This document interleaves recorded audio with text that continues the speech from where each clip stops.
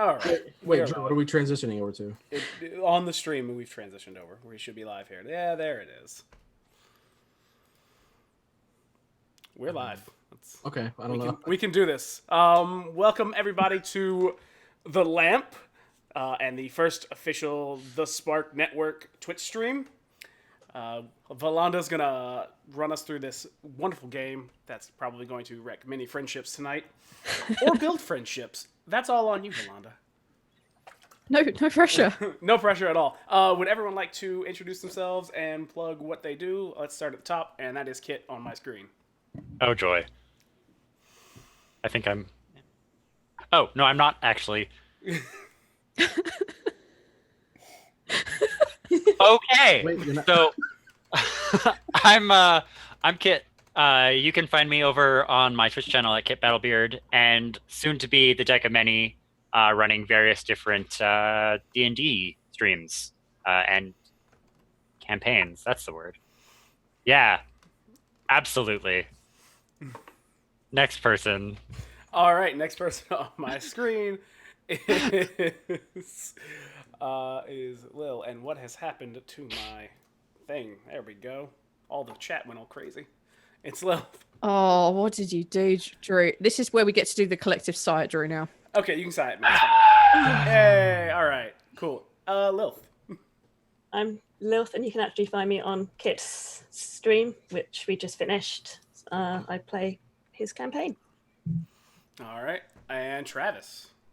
Hi, I'm Travis Vengroff. I create the Liberty podcast, which we've got a bit of mix of audio drama and podcasty actual play stuff, and it's a lot of fun. Cool. And soon to be the Dark Dice. And soon to be the Dark Dice. I like the slip it in at the end there. Phew.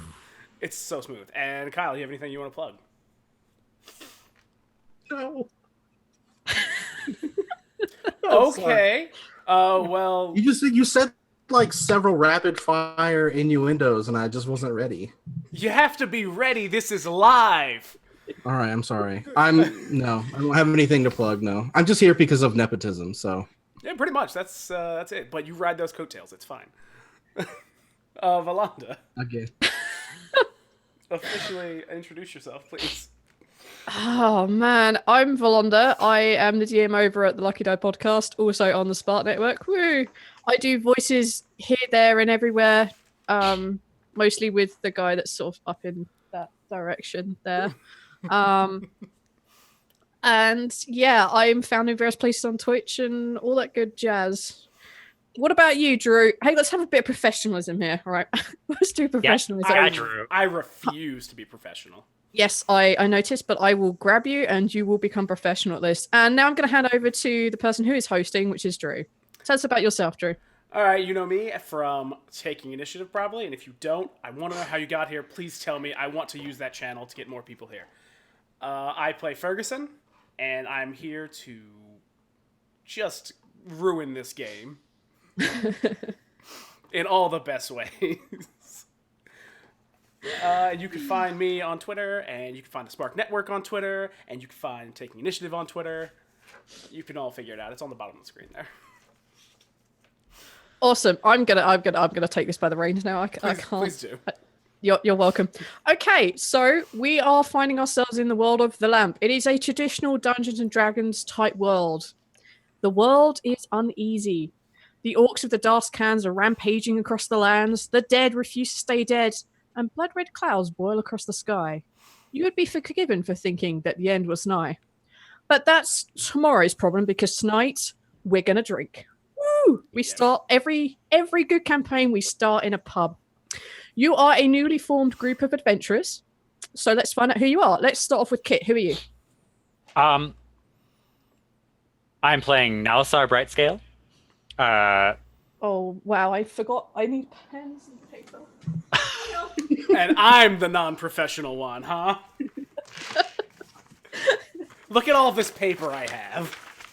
Well, the problem isn't the paper; it's the pen. I have one of those. I have two of those now. Are we supposed kind to of have paper? those? No. You could take notes. I, however, don't recommend it. Fair. I'm Except playing maybe for a business. silver dragonborn who is quite possibly infected by some form of mushroom that has caused him to be a interesting type of druid, you could say. Whether or not it's actually Nalisar in his head or just the druid mushrooms, we don't know. So you'll have to see who you're actually talking to. I love this so much. You don't know. Lilth. I am playing Kishara Ralokas, and she's a warlock.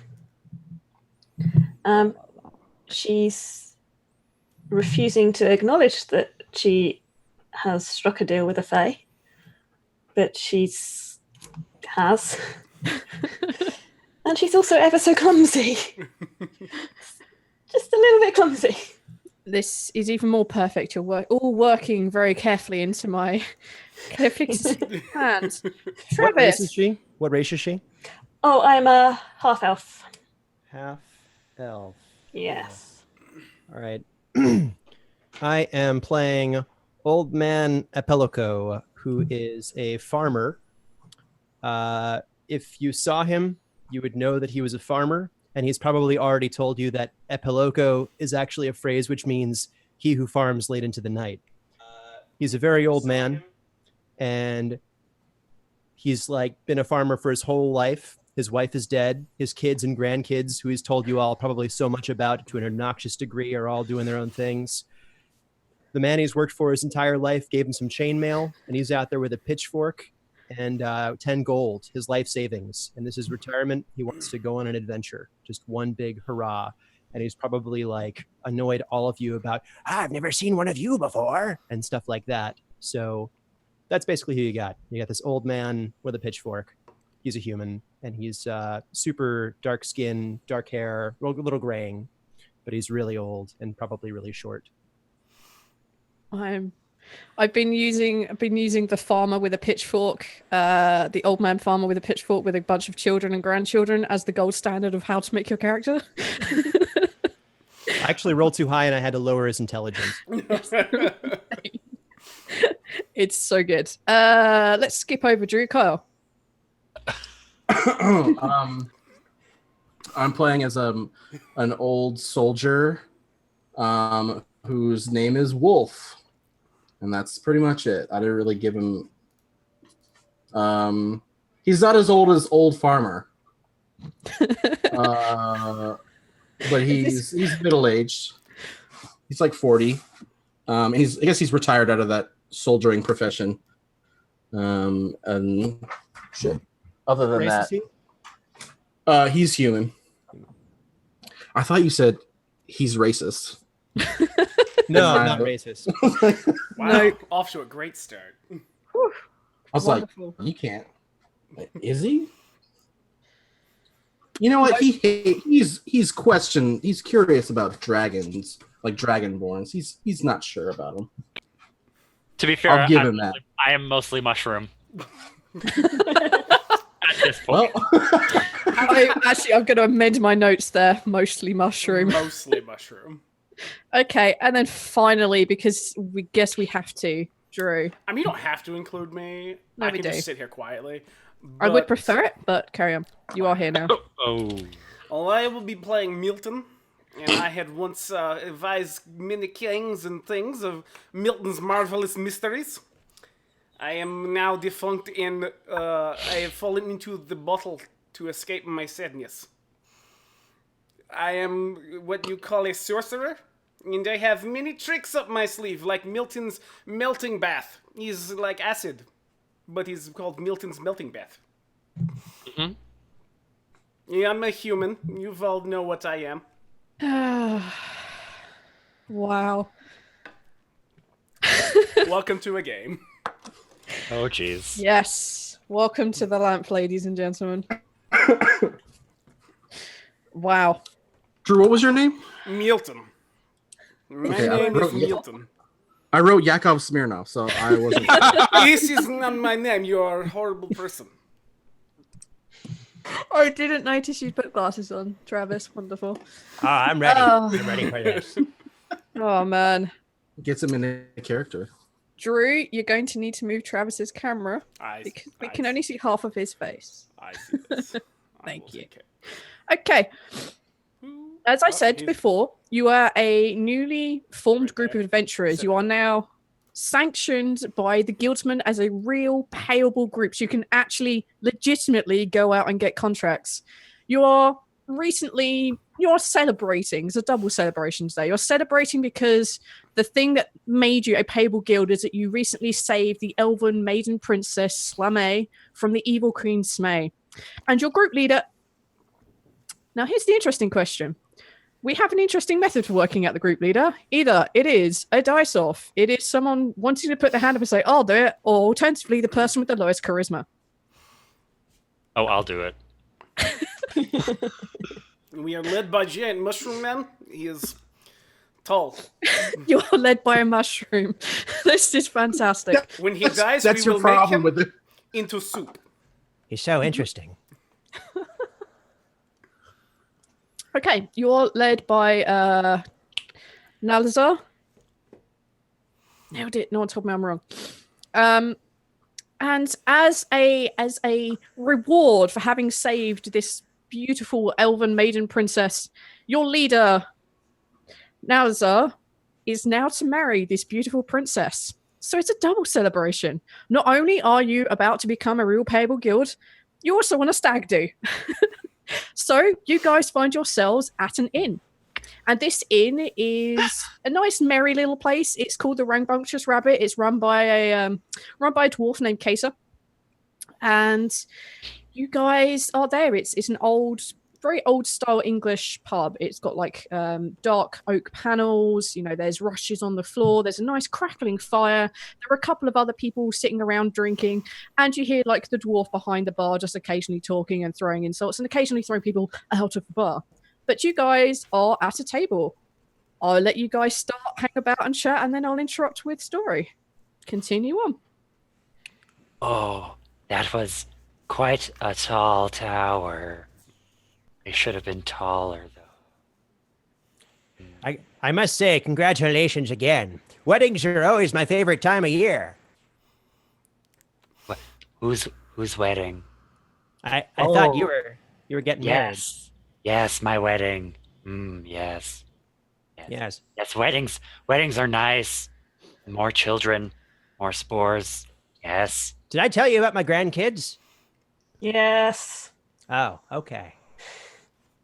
At this point, the dwarven woman, she has like two braids down, just long darkish hair, and she kind of like stumps over and she like pulls the apron a bit tighter around her, and she has her hands on her hips as she comes up. She's like, all right, so what can I actually be doing for you? Because you've been sitting here for half an hour talking about grandkids and weddings. So you actually going to order a drink or not? Yeah. How much will the gold get us? 1 gold. A single gold. Yes. Just like a gauge.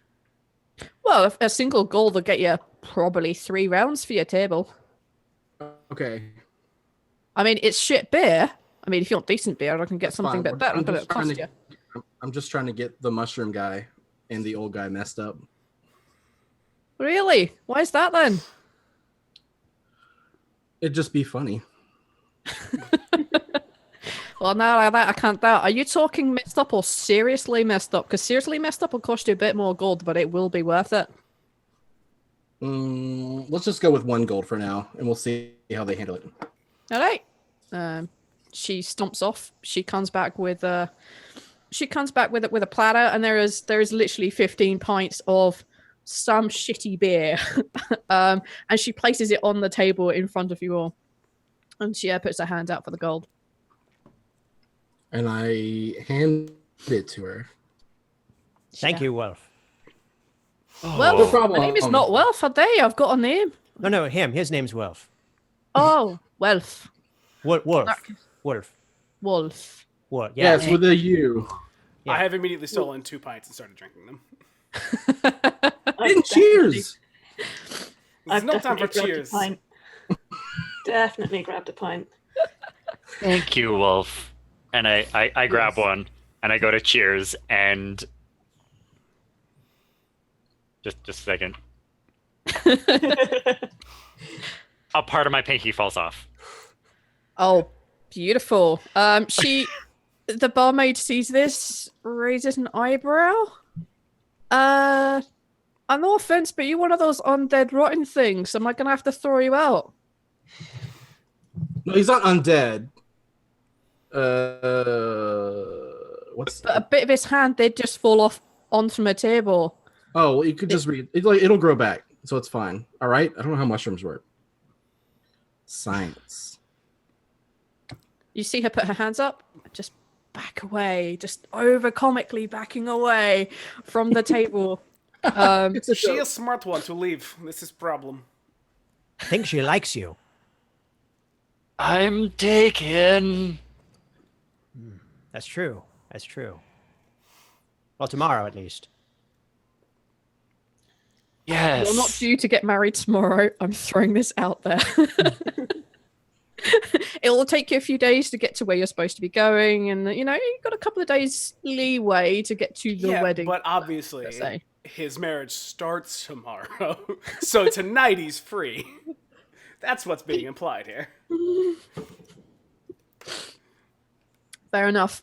At this point, it's probably you guys down quite a few of your beers. Anyone who's drinking all three of them, I need you to make a con savings throw for me, please. I will do this. Certainly.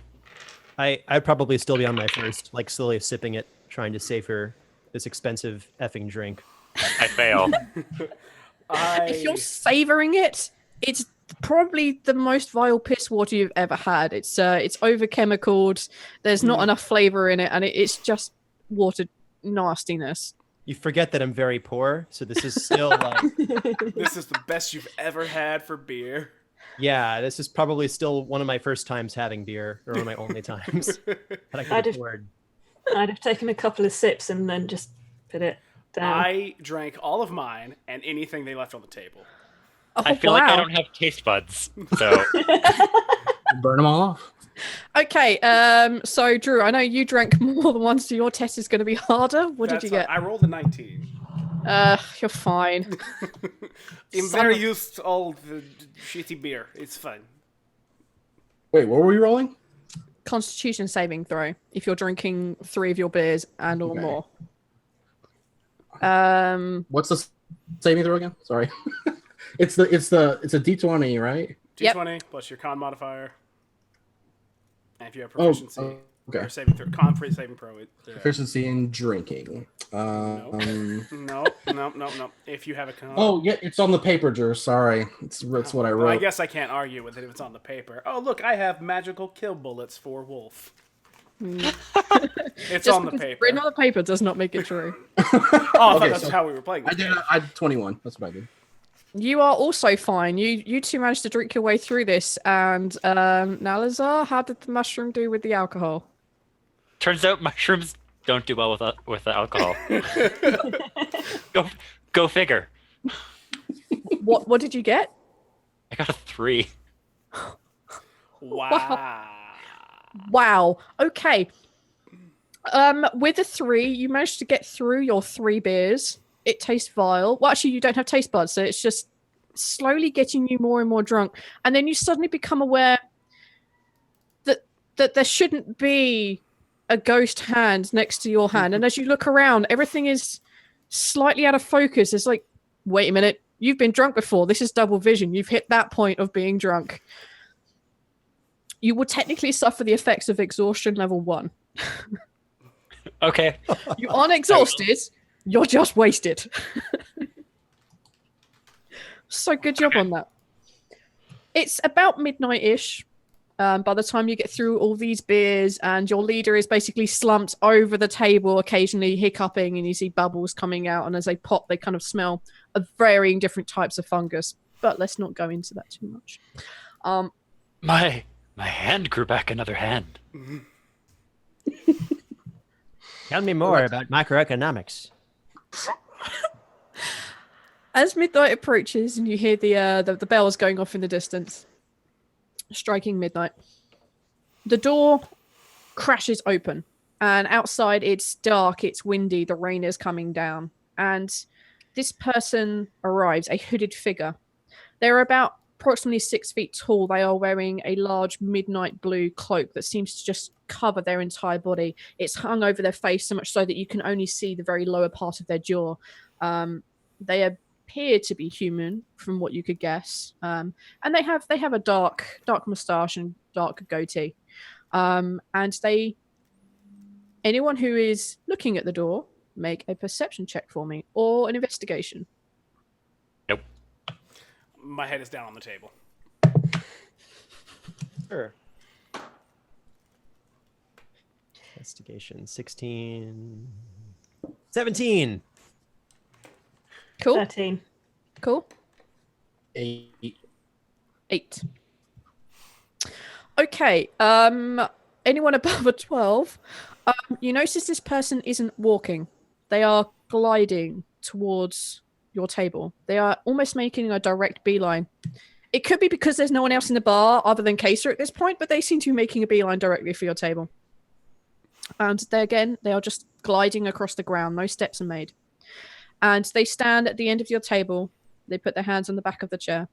And they just sort of like turn their head. You don't know if they're looking at you because you can't see their eyes, but they are standing there.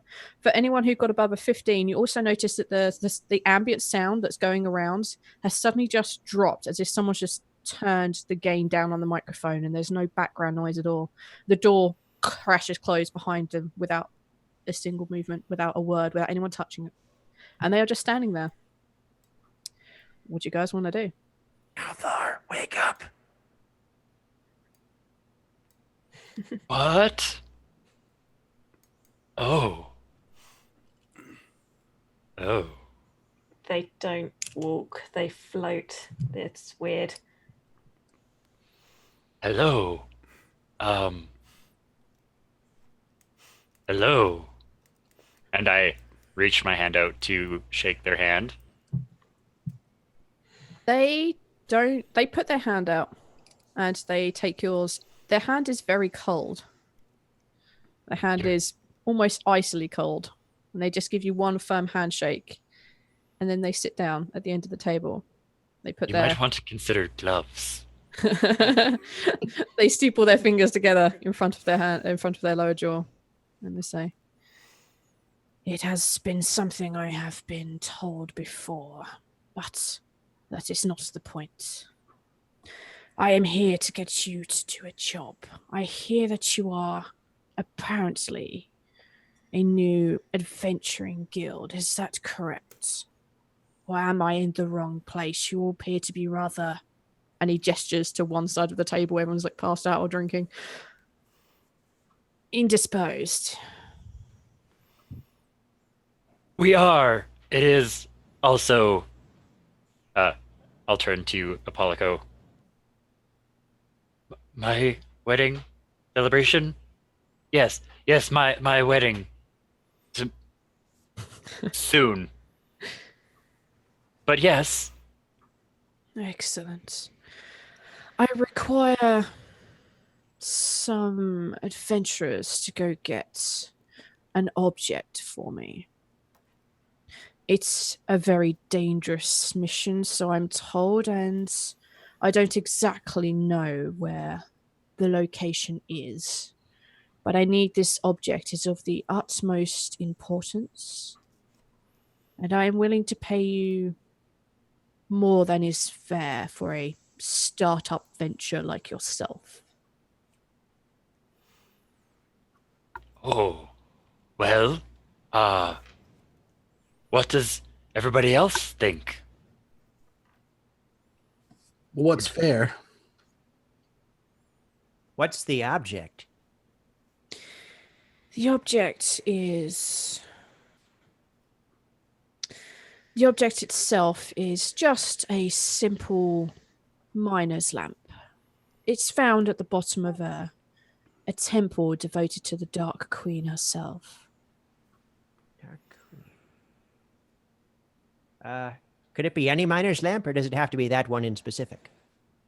It's this one specifically, else I could just simply create one. You will know it. Within the lamp itself, there is either somewhere between 1 and 3 green lights. If there are no lights, I'm simply not interested. You said down. Yes. I like up, high. High is good. Take a charisma check for me. Okay. 11. You see the head turn from yourself to Apollo go, is this one high already? It's his celebration night. Kishara is a good designated speaker for right now. She hasn't had too much to drink. Kishar, a pleasure to meet you. Nice to meet you as well. So, will you be willing to take on this? As far as I know, the temple itself, actually, and until I get you to accept, I shall not be giving you much more information in case you go to get it yourself. She glances around the table and goes, yeah, why not? Yeah, we'll do it. Excellent. The temple itself can be found within a land known as Darkskhand. Can you say that again? Darkskhand. Darskkhand. I can't spell. I was just curious. I already hear it right.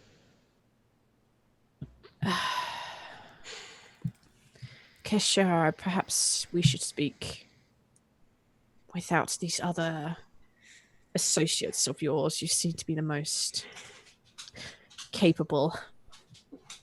No, I'm not so sure about capable, but probably the most sober. Perhaps I've come to the wrong place. Oh, we got She's No, you've no. all heard her prowess. She's very legendary in the farm where I come from. Is it a cow farm? No, it's a turnip farm. Oh. Yeah, ignore them. They're drunk. Yeah, we are definitely the party for you. Okay. I am... The only thing that I really know about its location is it can be found somewhere within this Darkskhand area. It's mostly the province of Drow and Halflings. Okay. I'm not so sure that drow is a good thing, but yeah. I know that the area you're passing through could be potentially very dangerous, but the temple itself would be even more so. If you are worried simply by drow, perhaps you're not ready. No, I just don't like drow. That is fair.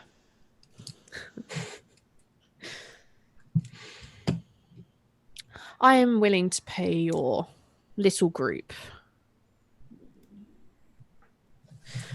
250 gold for your troubles.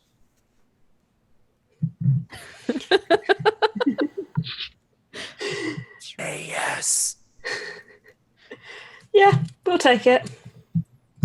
Excellent. And puts his wrist hand out, and you see his other hand go to it, and he just pulls something from the sleeve, and it's a small bag. He places it on the table, and you hear the resounding like clinking of coins. Yeah. I grab the bag and make sure none of the others can get it because I know they're going to probably spend it on booze. Should we count it? No, that's rude. Is it? I don't know. Yeah. Yes, it We don't is. know this guy. That's true. Can the farmer count? We know he can't spell. I can count. How do we find We you did it. after we find the lamp thing? I shall be here in 2 days' time. I shall meet you back here at this place. Now, I can provide you with some form of transport to get you there quicker, but the return journey shall be your problem. Let me just clarify. just so I have an understanding, so when they wake up and get all sober, I can re-clarify this to you. You want us to go to Darscan, or it's an area, the Darscan area, where there are evil drow and halflings very viciously guarding the area, to go to the Temple of the Dark what? Dark Queen herself. Oh. Okay. And in there, there's a miner's lamp with 1 to 3 green lights you'd like us to find. Is that more or less sum up what you'd like? That is exactly what I'd like, yes. Excellent. Okay. I think we're good for it, right, guys? Yeah, I think we are. Sure. I'm just mumbling from where my face is on the table. Yeah, it's okay. Okay, we can do that. They nod, they stand, and they say, do you require transport now, or are you going to have to wait until the morning? I think it's probably a good idea if we wait until the morning. You highly suspect that their eyes are rolling so hard in their head right now, but you can't see their face. And they simply wave a hand unless they stand. It's like, I shall give you the rest of your payments when you return. I shall see you outside in the morning, where I shall have your travel arrangements sorted out. Good evening. And Evening. with that, he turns and slides out of the pub. For those of you who are riding your 17 and your 13, you notice the door opens before he gets there. He's still gliding out and the door closes behind. And then suddenly, as soon as the door closed, whoosh, as if someone's just turned the game back up on the room, and you just hear all the small crackles and the movement and, cater potting around on the back of the bar. What do you guys want to do for the evening? No, I should have said good morning, because it's after midnight. Yeah. But That was Nah. rude. Did it just get louder? yeah, it did. All right. Okay. If you guys are waiting till morning, we can scroll forward to the morning. The morning dawns beautifully bright. There are many glorious tweeting birds outside, and it's perfect for those of you suffering a hangover because it's really bright and really loud. And Kesa turns up in the morning, and she has a small collection of like meats and cheeses. You notice there isn't any chicken, which you would suspect from this sort of area. So it's just more like very tiny strips of like turkey and such like. She just places it down on the table in front of you, and then Fake chicken. about her job. It's fake chicken, yeah. It's like, yeah, unfortunately I would have chicken, but someone stole my last one and they never gave it back. So Sounds like a quest. no, I don't want you to go back after them. They're just a bunch of dicks. It's not really worth worrying about. It's just a chicken. So, but if you could pick me up a chicken to replace the one I had, that'd be great. We'll do it. Any particular type of chicken? Bantam Sussex would be great. the chickens I actually have. Get her one of those like completely black chickens. Yeah, I'll take any chicken really, but if there's a preference. My old chicken was called korma, so.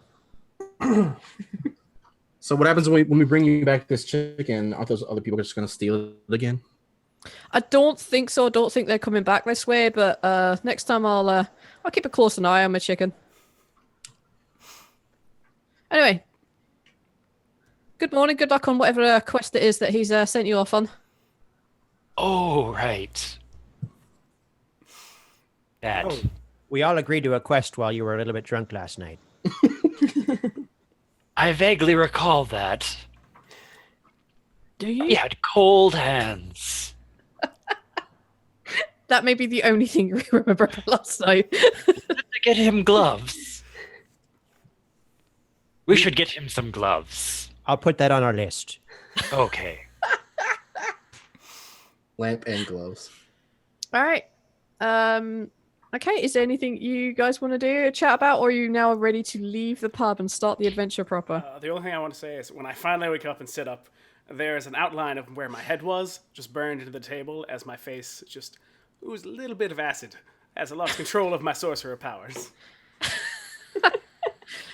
Case is probably going to spotted this. It's like, what have you done to my table? I do not know what you mean. Gold? Yes.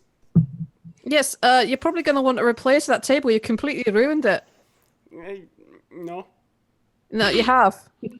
No, he's fine. He's a character. He has face on now.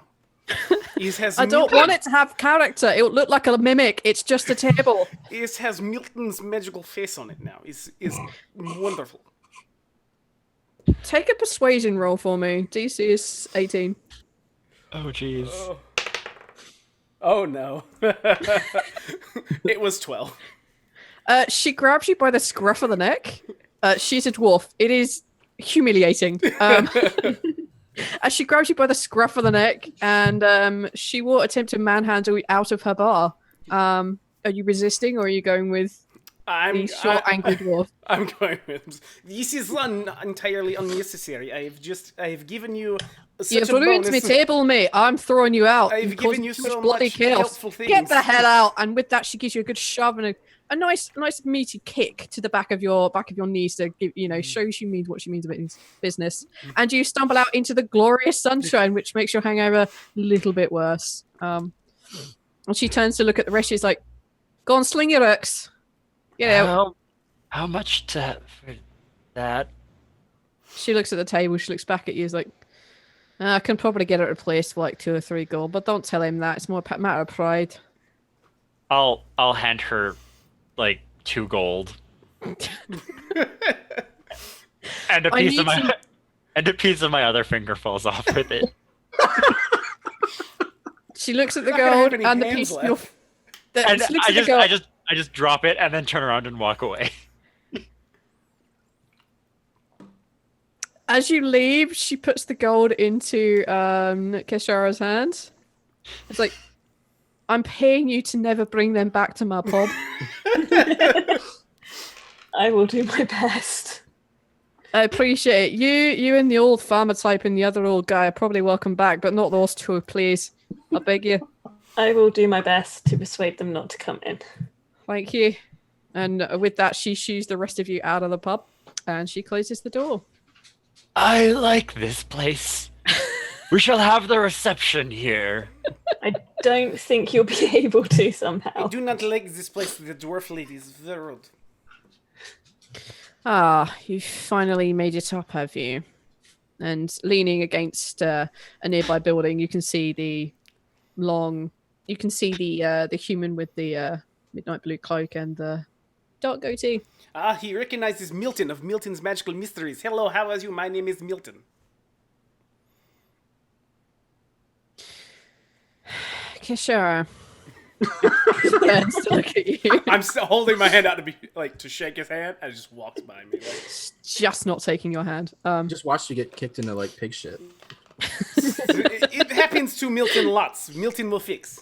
As you are outside and he's just ignoring. You just see him like shaking his head and looking towards Kishara, and he gestures to the kind of like the stables opposite, and out at the front you can see that there are 5 horses perfectly sized for whatever manner of height or weight that you are. What, Travis? I just wanted to ride a horse. They didn't even let you ride horses. What did you have on the farm? Wait, Turnips. Turnips and wood. I cut wood into little like animals for the grandkids and turnips. This is You never rode You hand the planted turnip all land? those turnips? yes, of course. Mr. Hecky had me do that, of course, for him. He's the one who lent me this chainmail. It was his farm, you see. It's not even yours. I thought it was his farm. I'm just going to state it here. The horses are temperamental. Free. They are free. They're stallions. They know where they're going. Oh, we need a name for you, actually. I have you down as Lord Coldhands, but I don't think that's your real name. You're correct. That is not my real name. Could we get a name at least for you, so when we come back, we can ask for you and find you with the lamp? take a persuasion roll for me. Well, it's me rolling, so it's 5. You can just have me in your notes, says Lord Cold Hands. You Okay. don't need to know my real name. That will do. Thank you. I had you written down as Lord Small Hands. Do you want to be known as Small Hands? I think he likes cold hands. He just said that. Okay, just making sure. Not to speak for you, sir. You see him again just shaking his head, and if you could see his eyes, you would see they're probably in the back of his skull by now. He just gestures to the horses, and well, I shall be back here in 2 days. I shall meet you with you then, and I shall give you the rest of the gold you are owed. Perfect. Thanks. Good luck. Yeah, thanks. And with that, you see him. For those of you still rolling your 17, just see him glide off back further into the village somewhat and then disappear into the hubbub of the day. Before you, you have 5 horses of the appropriate sizes and heights for whatever manner of being that you are. I say that because sometimes we have Goliaths and gnomes, and I can't be bothered to denote horses because I don't know them personally. Horses, we have we have a clack, a thistle, we have a cinnamon sticks. Who else have we got in here? I don't know of any more famous horses. Someone else name something. Seabiscuit. Seabiscuit, thank you. All right, there we go. Dobby. All right, there we go. Wow, this is amazing. War Admiral. Clack. Did I get cinnamon? Okay. Cinnamon sticks. Who wants cinnamon sticks? I'll take cinnamon sticks, please. Okay, take cinnamon sticks. Fine. Drew can't be trusted with cinnamon sticks. Someone has a clack. Anyone getting a thistle? Yeah, I'll take thistle. Aw. Seabiscuit. Yeah, I'll take Seabiscuit. And that leaves Dobby for the last one. That'll be me. Good. Oh, Kashara, can you count how much money you received just to be sure it's real and that it's actually money and not just a bag of pebbles? Yeah, I've already checked it. Don't panic. Oh, no, I wasn't panicking. Have you checked it? No, I'm just trying to shut him up.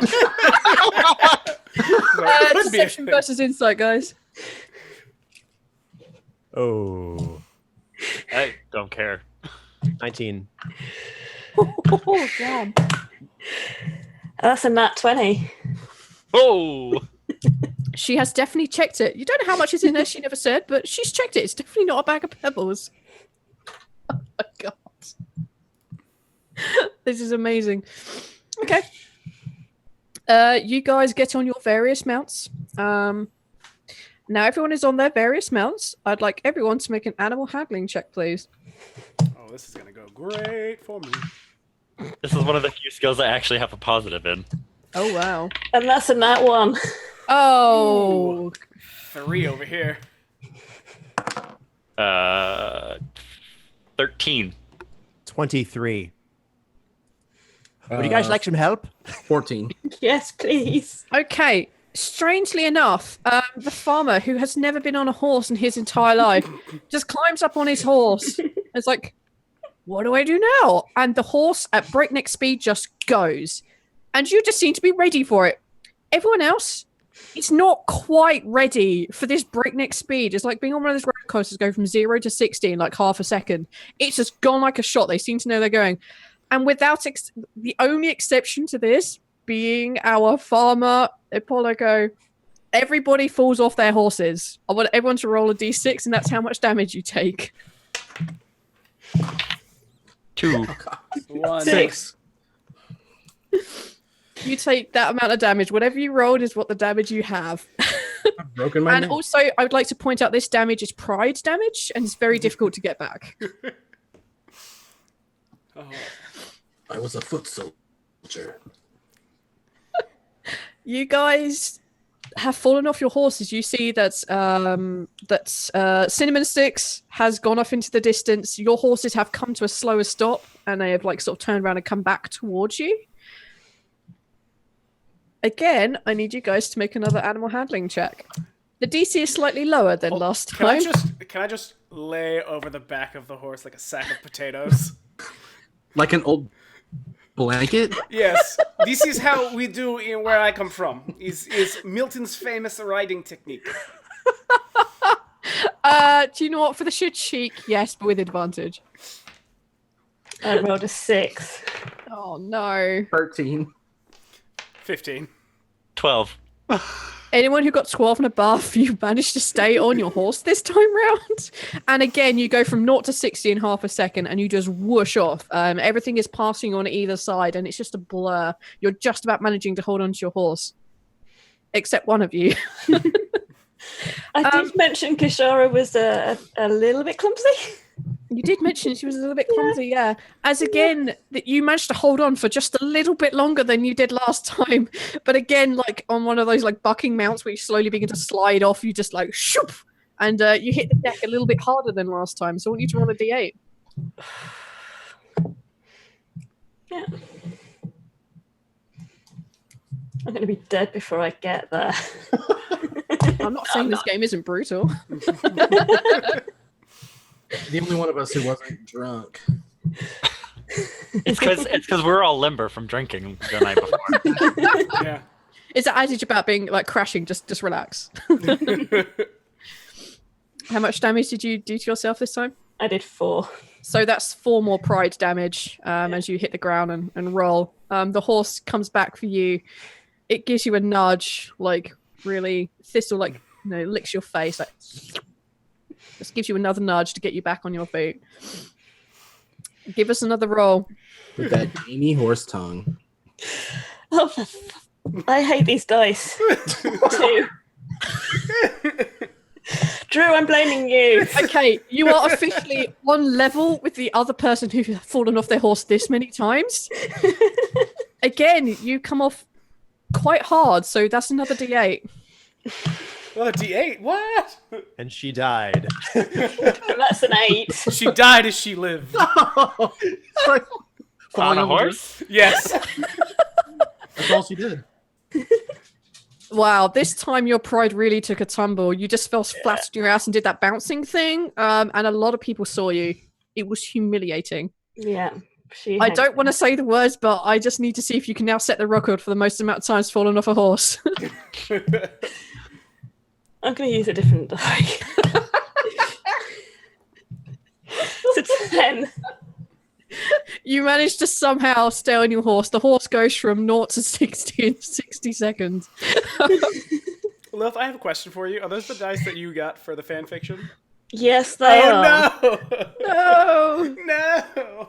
What have I done? This is why it's your fault. I accept that. I accept that He responsibility. cursed them before he sent them. So, I couldn't have. note to self: never accept dice from Drew. I agree. Okay, Yeah. I don't think anyone else has had that problem, so it's probably just that set. Yeah. Are you sure about that? Either way, I bought You dice for a guys- lot of people.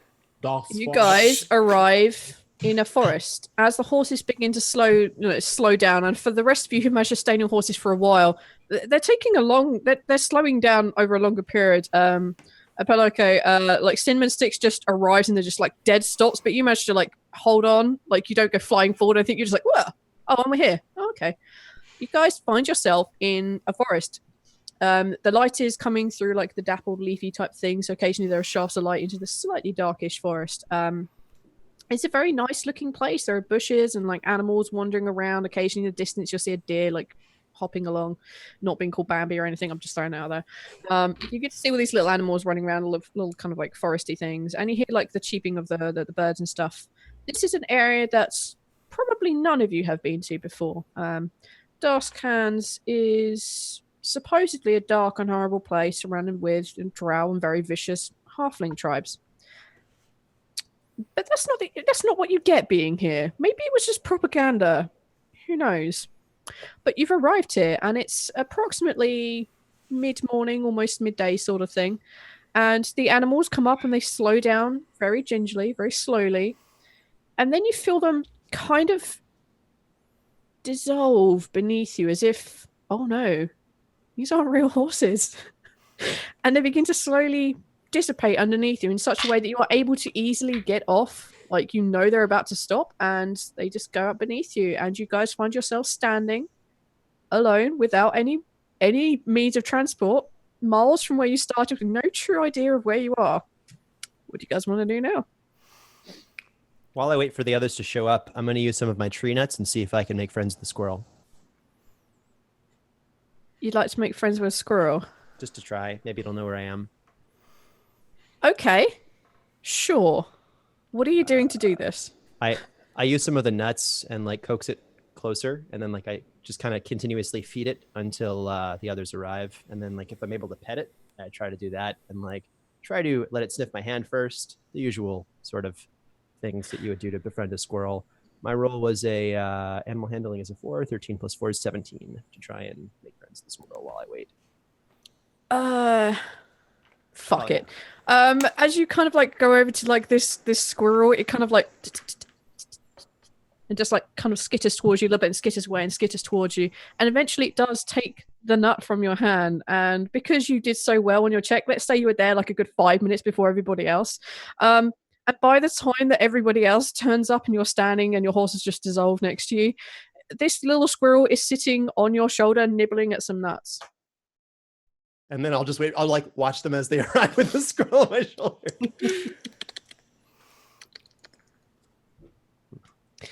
Good job. You now have a squirrel companion.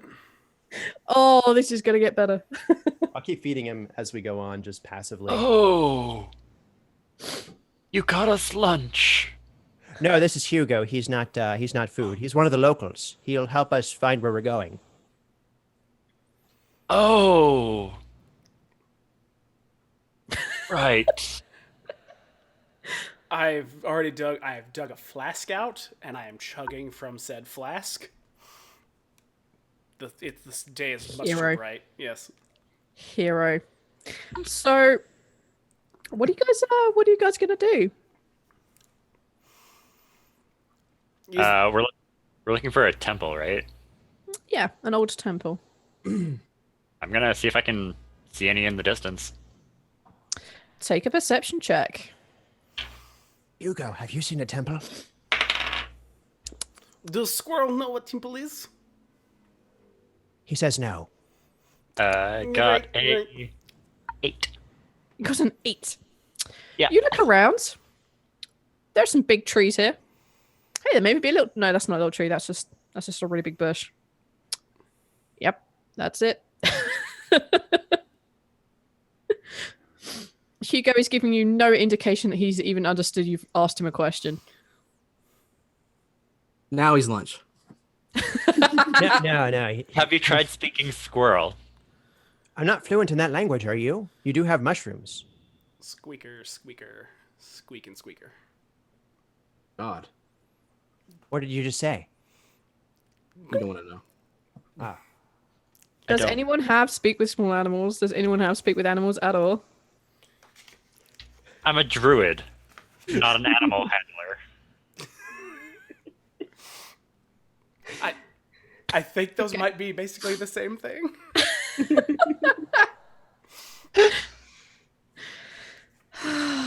No, I don't. That's not a spell I have. Okay, Nope. good to know. I'm a mushroom. You have a very passive squirrel. Good job. Okay, what do you guys want to do? I guess I will look around for a temple. I'll poke around in the bushes. Okay, take. Oh, there it is. It's in the bush. Why didn't we see it? See, Milton knows that you can make temple very small and might be in bush. Okay. Anyone who's having a genuine look around, you can roll me. Justify some rolls to try and find this thing for me. Drew, you start. Let me look over here. No. They did not make temple very small. It was a 3. No, I assume that's perception. You just look around like. You can't even see the smaller trees that are actually just bushes. You just see trees. Nalisar, what are you going to have a look around? I will give you another opportunity to try and find something.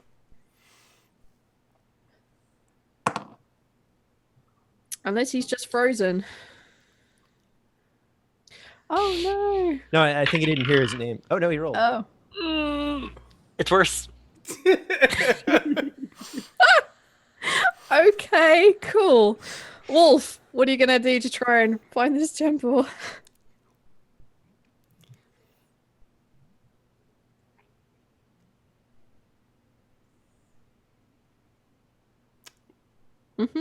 Yeah, You? you. Oh, okay. I didn't hear my name. Sorry. Sorry, I was calling you by your character names. So Oh, well, no, I didn't hear that either. I guess I'll just we have like How, perception. how thick is the forest? It's pretty. It's dense in places.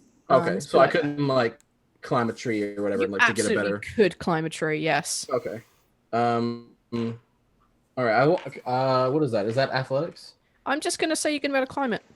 Oh, okay. Then I Because did falling it. off would be funny, but you did it. It's a tree. It's not a particularly big tree. You just find a tree nearby that will take your weight. You climb to the top of this tree. You can take either perception, investigation, survival, anything you think you can justify to me. All right. Well. All right. 17, 21. Wow. Perception. Okay. You look out across these trees and you see like little clearings here and there. And then as you look north, probably you reckon maybe half a day, maybe a little bit longer trek, there is a much, much larger clearing. And you can see the ruins of what look like might be a tower, just about peeking above the level of some of these trees. You can tell it's a ruin because some of it has collapsed down, and you'd expect there to be more there, but there just isn't. If you're looking for an old, broken down temple, that might be the place. Okay. I tell them. I like climb down and tell them what I saw. I guess. Yeah, definitely. I see the problem. He said temple. We look for temple, not tower. There's a problem here. What? Temple Towers are part of temples usually. No, see, Milton knows that temples are square things. They are only so tall and so wide, but towers are skinny and tall. I didn't know this. Leave his face acid on table. I don't know what you mean. I branded table for Milton's Kyle, magical have some mysteries. inspiration, dude, because that burn was sick. Almost as bad as the burn on the table. It was not burn, it was brand. I've made table brand name. From your face. That is Milton's brand. Just your face? Just my face. Everyone know Milton face. My God. Too many puns, not enough time. Okay, My brother, Blackley. you know the location of this temple tower. Thanks, Drew, for clarifying that for me and ruining every example I've ever used of temples ever. Thank you. You played this before. I described it in a very similar manner. You didn't tell me then. I'm not learning. I don't think that's real. That's just Milton. You're fine. This is Either a way, I'm character. using this word. Yeah, you now have this information. What do you guys want to do? Nalisar's just gonna start walking in that direction. I'll follow. Okay. Alizar, since you're in the lead, I'd like you to make an investigation for me. Sorry, a perception check for me. Sure. Wait, why didn't the horses take us all the way there? These pricks.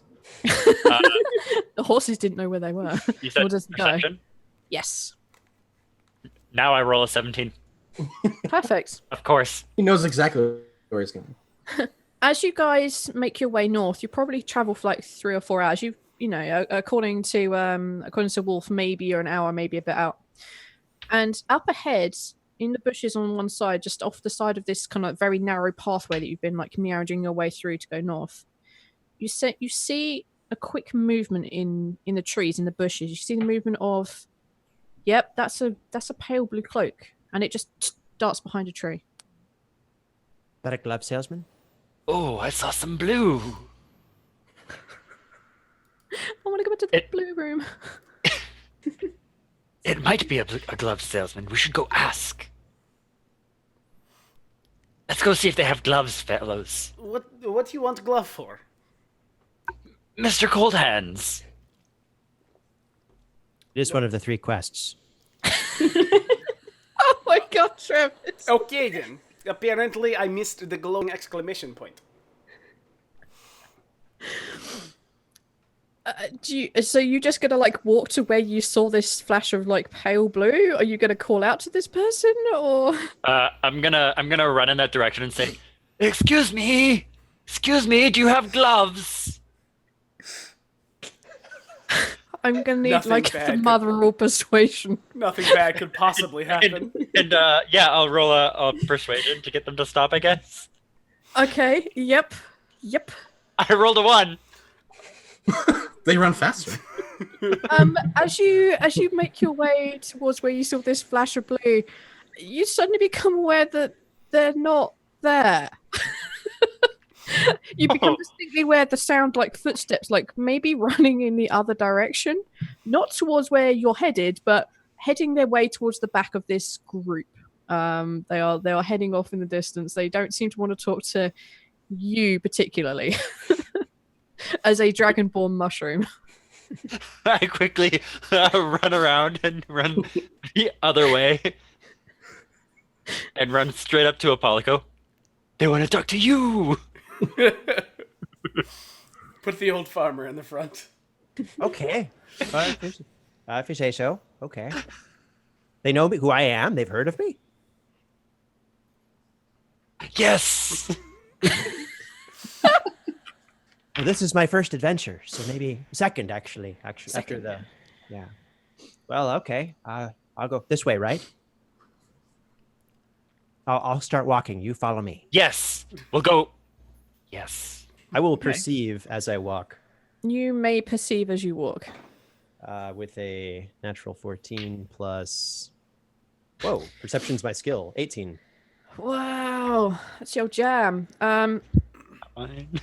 You walk ahead a bit, and probably after like 15 minutes, you now see this flash of blue. And they seem to be up ahead. They seem to be nervously pacing from side to side. Like, am I going to step out? No, I'm not going to step out. I could step out and talk to these. Yeah, but that crazy person's there. You just sort of see that mentally going on with this, like this person maybe stepping in and out. You can just like their indecision is what's making you be able to see them. They are wearing a very long, large, pale blue cloak. Again, it's to the point where you can't see their face. It's just so overhung. There's so much shadow. There's so much like over their face that you just can't see them. And that's about what you see as you approach this person. Hark! Hello there. I heard you wanted to speak to a voice of reason. Yes, I did. You did? Past tense? I'm not sure if I can trust that one. And you see him extend his hand and point towards Wolf. No, not Wolf. Sorry, towards sorry, Nalazar. Oh shit! I'm just gonna lean to the side. And then he points at Wolf. Yeah, that's perfect. Thank you for covering my mistake, Kit. I was hoping that I could get some help. What can we do for you? And who are you? My name is Yadan. I need some brave adventurers to help. I've tried to go into the temple and retrieve an object that I desperately need to save the love of my life, to save all good in this world. But I'm just not strong enough to do it alone. Please, you have to help me. Was it gloves? Insight. Go for it. I look at them and try to see if their words are genuine with an insight of a 15. I am on fire tonight. Oh You my are on God. fire. At least one of us is. They appear to be genuine. They do indeed appear to need some help. They do indeed appear to have attempted. Everything they've said so far has been more or less the truth. What race is the person? Are they drow and, like, perhaps? I'll tell you what, the insight, I'll also give you the physicals. They are wearing this large pale blue cloak. It just completely covers them top to bottom. Same, it's kind of like you can't see the top half of their face. They have a moustache and a goatee, but this is blonde. They're human. Okay. Yeah. They seem to be moving with a bit of a nervous tension. So, what were you trying to get? There's an object at the bottom of this temple. It doesn't look like much. It just looks like something you could oversee, but it has a strange green glow about it. Some lights inside. I desperately need it to do the thing I have to do. And what exactly was that? You were explaining you were doing something. The thing. What's the thing? It's a lamp. No. What was you wanted to do with the lamp? I need it to save the love of my life so that we can do the best good in this world. It's not just for me and my love life, but, for the greater good. We are destined to be together to have, like, an offspring, but I need this lamp to be able to help her to get that to happen. She's been married off against her will, and I have no way to stop it without the lamp. So the love of your life, so it's not like an infertility thing. The love of your life is getting married to someone against your wishes. That's awful. Like, She's getting married against her wishes. Who's she getting married to? I don't know, some odd dragonborn creature, last I heard. Who is the love of your life? This is horrible. She's royalty. I can't just give you her name. Oh, and are you a royalty too? Are you like a prince? No. Oh, okay. Well, I'm still interested in helping you. So you. I'd appreciate it. I can't give you much myself except to let you know that you'll be doing the world a huge favor. You'll be doing greatness by helping me to do this. Who are you? My name is Yadan. Yadan. Okay. Yadan.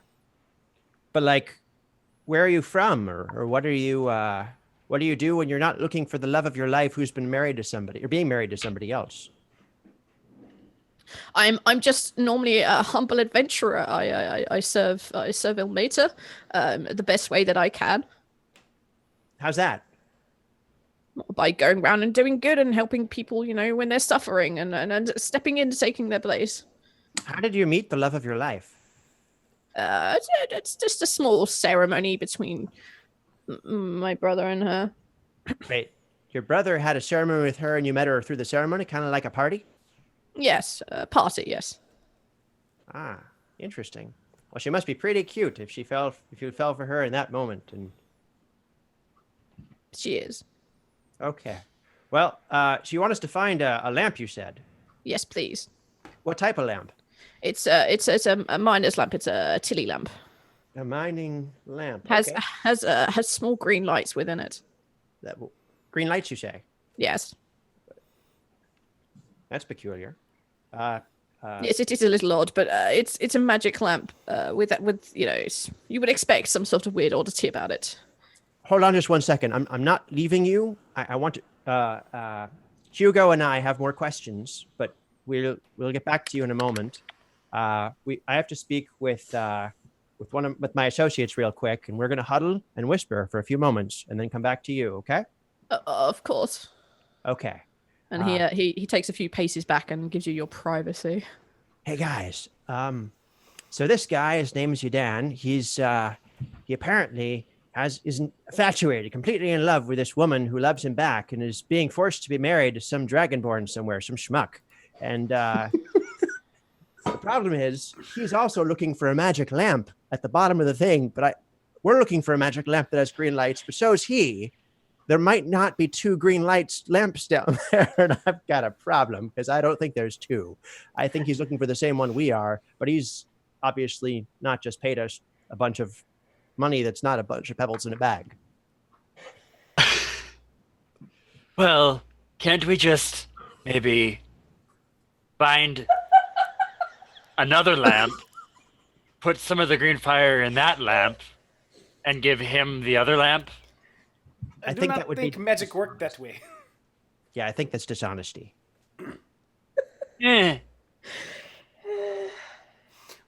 Travis, please take a point of inspiration. What does he need the lamp for? He was really sort of vague about it. I was hoping that maybe Kishara would talk to him and ask him better questions, because I know a lot about his relationship status and that he's not, He went on and on about that. He's not infertile. It's okay. I checked. They could still have kids. Did he find her on Lamper? No, it was his brother's party. Oh, They met at a party. She was very cute. He was smitten. And that's, I guess I should have asked if she likes him back. That probably would have been an important question, but maybe I can leave that one to Kashara. Meh. Or Wolf. Maybe one of you two could. I just don't feel like Milton is really the strong. Will you say my name? What would you like from Milton? Would you like one of my many wares? Well, perhaps you could ask him if he has a set of gloves he could gift us if we help him with his quest. Did he pay us? He hasn't offered us payment, but he seems like a nice fellow. Well, Milton say that if you do not pay, you do not get what you want. So no, that is not how business work. Okay. Wolf? Yeah, I could talk to him. Okay. Yeah, that's probably a good idea. I'll let you. Oh, he's gonna talk to you. Okay, I'll be right here with you, with Hugo too. But he. Yes. Wait, what was I supposed to ask him? Oh, this is Wolf, by the way. Wolf, this is Yadan. He's looking for the love of his wife. Wolf is a wonderful adventurer who's done many quests before, and this is not his first quest at all. I promise you. He is very experienced, and this is his specialty. Yes. Are you going to agree to help, please? Well, just a couple of minor questions. Pun intended. Yes. Do you? God damn it, Travis. So he tells me that you this is the love of your life. Yes. Does she like you back? Just a Yes, really very important much so. question. Oh, She's told me she's loved me at least 20 times. Insight. Go for it. at least 20 times. I counted. I 11? believe 21 is the truth, though. Is the minimum. What did you? It's magic. You 11? must say "I love you" 21 times to be real. Oh, she's definitely said at least 20 times. You're totally sure of this. Sounds legit.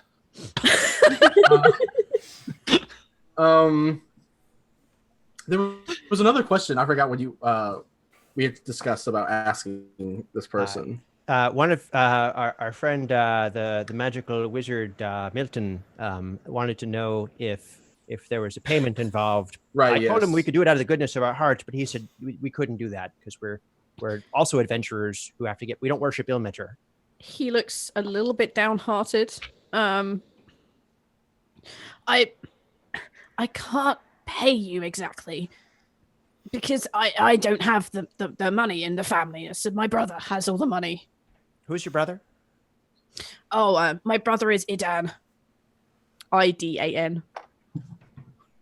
Does he have like a black version of what you have, like a black goatee? Yes, he is. He's my twin, but he went a different path. Does he like not walk, but he floats mysteriously into rooms and everything's a little bit more quiet? Yes, pretentious prick.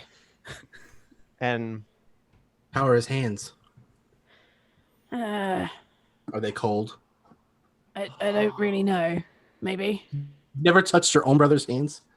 I try to avoid being anywhere near him at all. Do doors open for him before he reaches them? It always seems that way. You know, I think we might have met him. I have a payment option. Payment plan? Yes. You cannot put a lamp on layaway. Oh my god, this is like getting out of control. What kind of plan? I have these mushrooms you could carry. Yes. Don't take the mushrooms. Do not touch Mushroom Man. He will Do not infect. take mushrooms. Okay, I feel like I'm desperately running out of time. I don't know when this wedding is going to take place, but I have to do it before then. Please, just help me. I'm asking you for the sake of the world. There could be no bigger reward than that, clearly. What is the sake of the world? You keep saying this. Is the third time you've said it's for the good of the world. That particular phrase. Is this? Well, you see, if other people were to have this item, they could use it for nefarious means, whereas I'm trying to use it for good, to get with, my the love of my life and to beget children which will change the fate of the world. What are these children? How are they going to change the world? Your children? And I know it's fate. Trust the fates and the gods. It's prophecy. Isn't that a bit egotistical? I mean, I thought my kids would, do a few cool things. I mean, I'm a grandpa at this point, but really, after they get up past your house, it becomes really difficult. They're on their own in the big world. I have a question. Yes. Why not find man that Lady Love will marry and tell him that fate has come and spoke to you, I assume the embodiment of fate, and see if you work it out. You see, I've tried to track this this scum down, but I've not had any success, and I just know that the wedding is going to be happening soon, and I'm beginning to run out of options. He's very elusive. He changing descriptions all the time. Bits of him fall off and bits regrow, and then suddenly he's some sort of giant mushroom, sometimes he's a little mushroom, sometimes he's a dragonborn. The descriptions are exceptionally vague about this guy. I see. This would make scrying very hard. Yes. As he says that, a bit of me falls off. Okay. All right. I gotta do it. Where the hell are my dice? Someone kick it under his robe. I haven't made the connection yet. While he's talking, Kishara's kind of looking at him, then looking across at and then looking at him. Nelsar also hasn't made the connection. 1. 1. Really, dice? Really? Okay. Please, just either help me or I'll have to find someone else who can. Well, to understand, what does the lamp do? Take a persuasion roll. 13. Dang it, I've been rolling good. Now, like combat, I die instantly. I wouldn't call this combat. 15. It's word combat. Social combat. As far as the relic itself is, it contains an exceptionally powerful spell. I wish we knew what spell. Yes, I was waiting for more of the description. I was writing stuff down. I'm sorry. Your friend here just jumped the gun on it. He's already said what it is. It's a wish. Oh. Oh, it's a wishing lamp. I didn't know miners made wishes. Okay. Guys, Miners always wish for candy. It's very easy. Guys, do we want to do this? Is this? Should we help the love, true love? Maybe we should ask more questions about his brother Edan. I mean, love is always noble. Quite hypothetical. If your brother Edan happened to get the lamp in his hands, his cold hands, what would he wish for if you had to make a guess? Cold hands for everybody. Gloves? I was gonna gloves. Yeah. I'm not sure, but as I said, he followed a different path. He went down the path of Tiamat, so I can only imagine he'd wish for the worst of all things. Oh. So cold hands for everyone. If not the end of the world, one of the two. Oh. Either or. We might have to return his bag of rocks back. They're coins.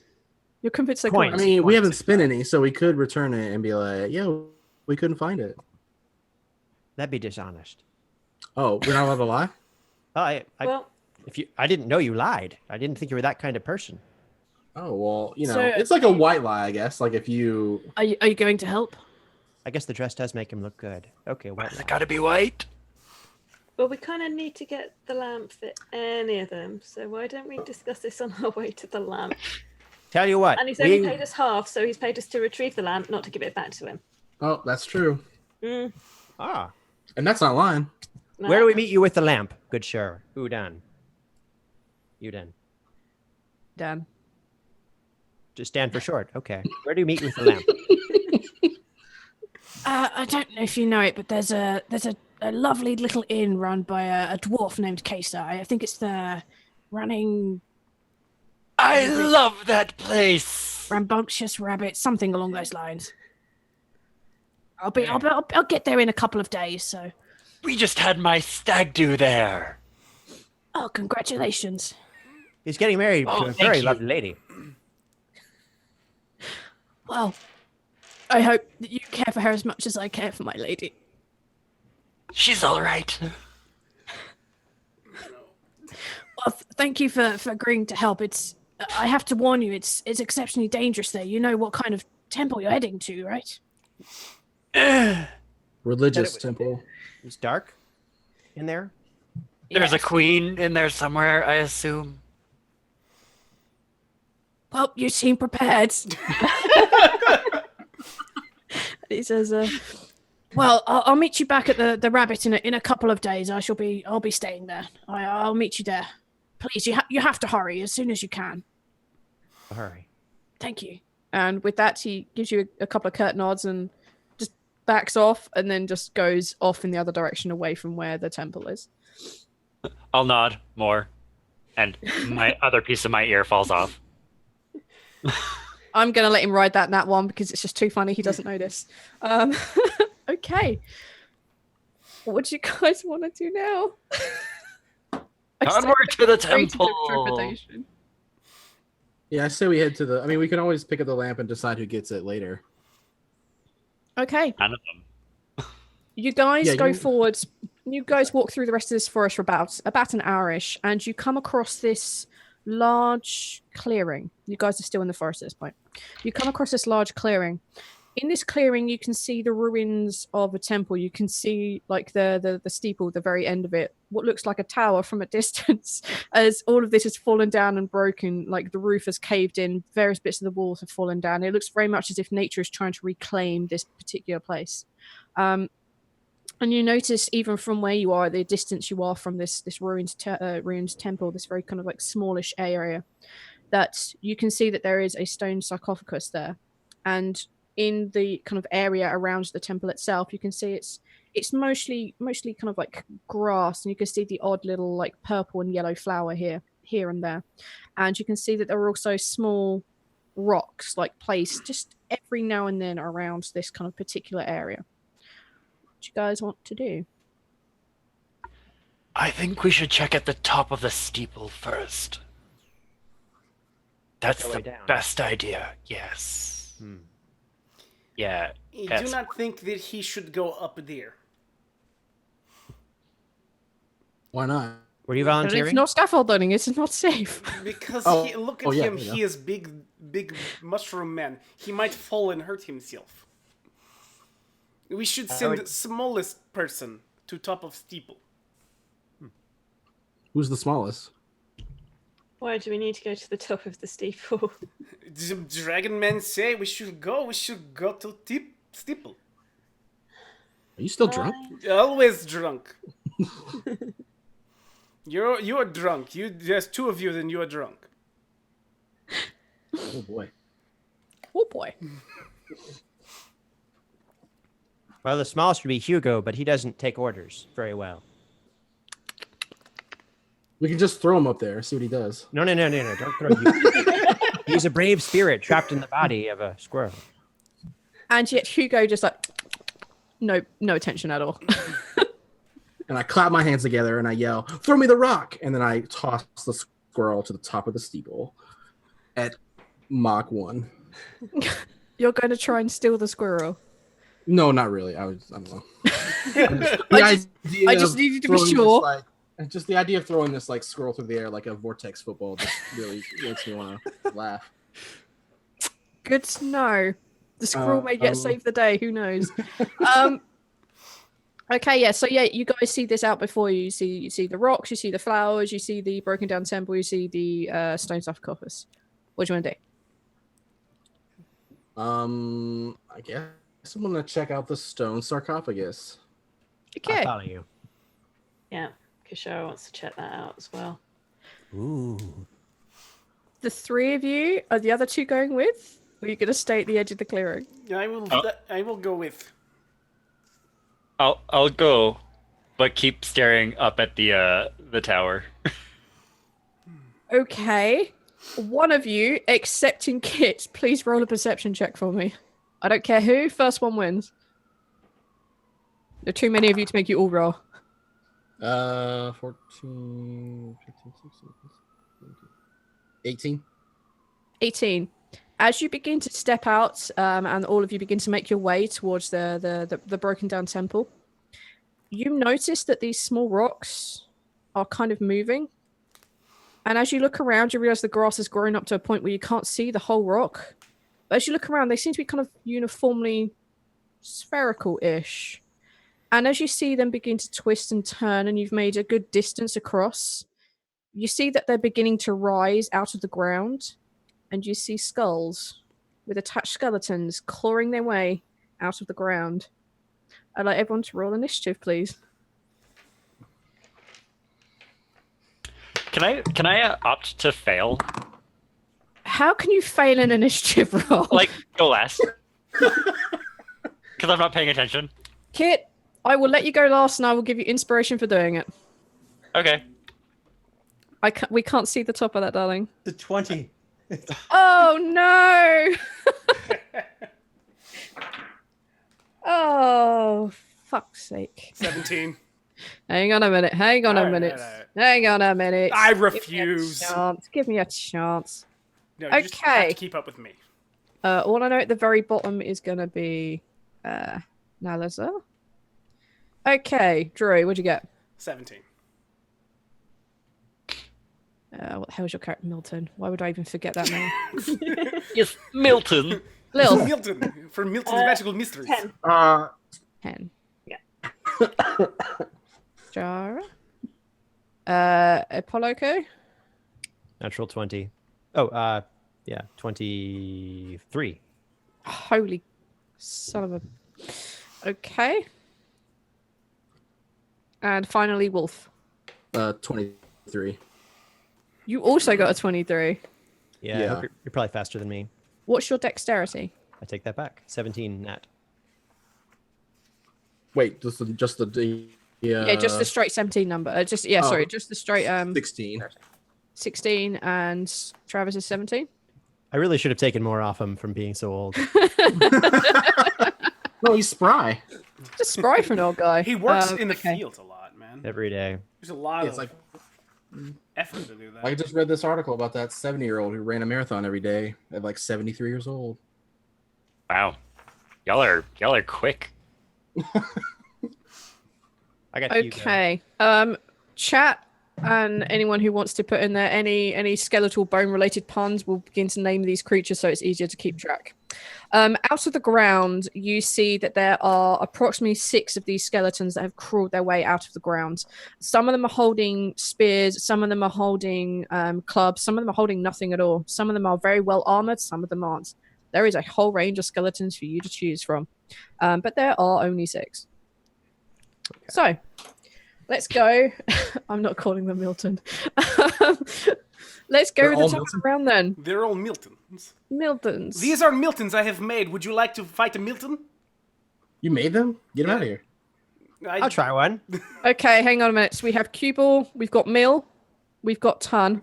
I don't know why, but that feels. We have so- spoopy. Yes! There should always be a spoopy. Kathy. Oh, and werewolf bar Jesus. mitzvah. And we need to have something really mundane. Steve.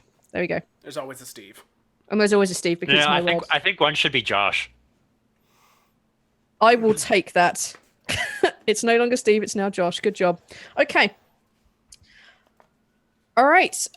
Old man farmer, what do you want to do? You are surrounded on all sides. Your little group are all together. You're surrounded on all sides by 6 skeletons. Jesus Christ. It doesn't fit with the earbuds. I had it ready. Well, that's what he basically does. Takes off the glasses, puts on the helmet. They look kind of like trees, so he's going to pull out the axe Okay. instead of the pitchfork, because that's a harder hit, the pitchfork against bone. Mhm. He's going to charge the closest, biggest one with the biggest armor, and he's going to go, We'll call that one cue try ball. one. Because I'm still under the impression that this is a test from Milton. Okay. Okay. And I roll Again, I swear I don't normally roll this good. 17 plus 5, 22. I'm pretty sure that this lowly little scrub skeleton is going to get hit by that, yeah. Okay. I'm rolling damage. D8 plus D4 plus 3. Whew. That was cocked. It is 9 Cocked. plus 3. 6 plus 3 plus 3. That is 9 plus 3. That's exactly what I said the first time. 12. Yes. Thank you. I can't do. I've been playing a silly character. I'm trying to actually be real. No, it's Ha! beautiful. Okay. So you go to attack Cubal. Cubal is holds an axe. And you bring out your own axe and you basically start hacking it to pieces. You see many of these ribs crack and break and like shatter into pieces and fall down, and you get a good smack in on the hip bone, but somehow it's still standing. Can I ask him a question later? Okay. Do you take your helmet off to put your glasses on to ask him?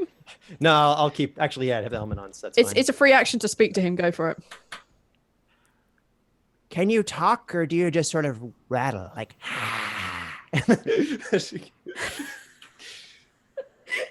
In the middle of combat, you just see one of the arms just go to its head, and if it had, it would just scratch, just confused. A good question, which I will think of how to answer later. Okay. Is there anything else you can do? Is that you done? I'm done. That's my turn. I mean, I protect Hugo as much as I can while I'm about to get hit. It hides, you try to protect it, but Hugo just like scurries up and just sits on top of your helmet, holding a nut in front of it like a defensive shield. Yeah. All right. It's now Wolf's go. What are you up to, my man? Oh my god, it's an acorn shield. I guess I want to. I'll just run it. He did the heavily armored one.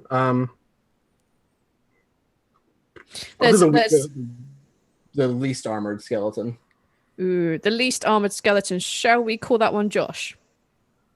This one is holding literally nothing. It's just standing there. No armor, no weapons, just its sheer wit and determination. Innocent bystander. Yeah, but it's coming for you. Oh, okay. Josh is never innocent. Don't fool yourself. No.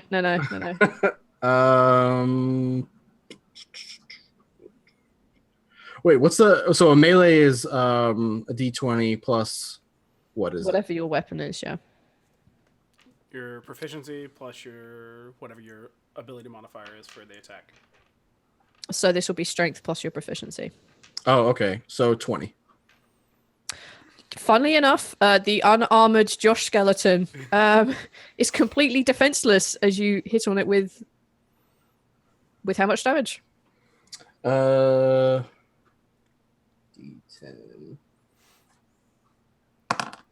8. 8. Whew. Nice. Okay. What is your weapon, by the way? What are you using? It's a longsword, and I'm using it two-handed right now. You cleave one of Josh's arms off, and you score a good hit into the thigh bone, but the thigh bone doesn't crack or break. It's just a good feeling. Yeah. Okay. It is now Milton's go. One thing real quick, I do 2 extra damage because I'm only holding the axe one-handed. I didn't take that into consideration. Okay. Cue-ball is still standing. That's fine.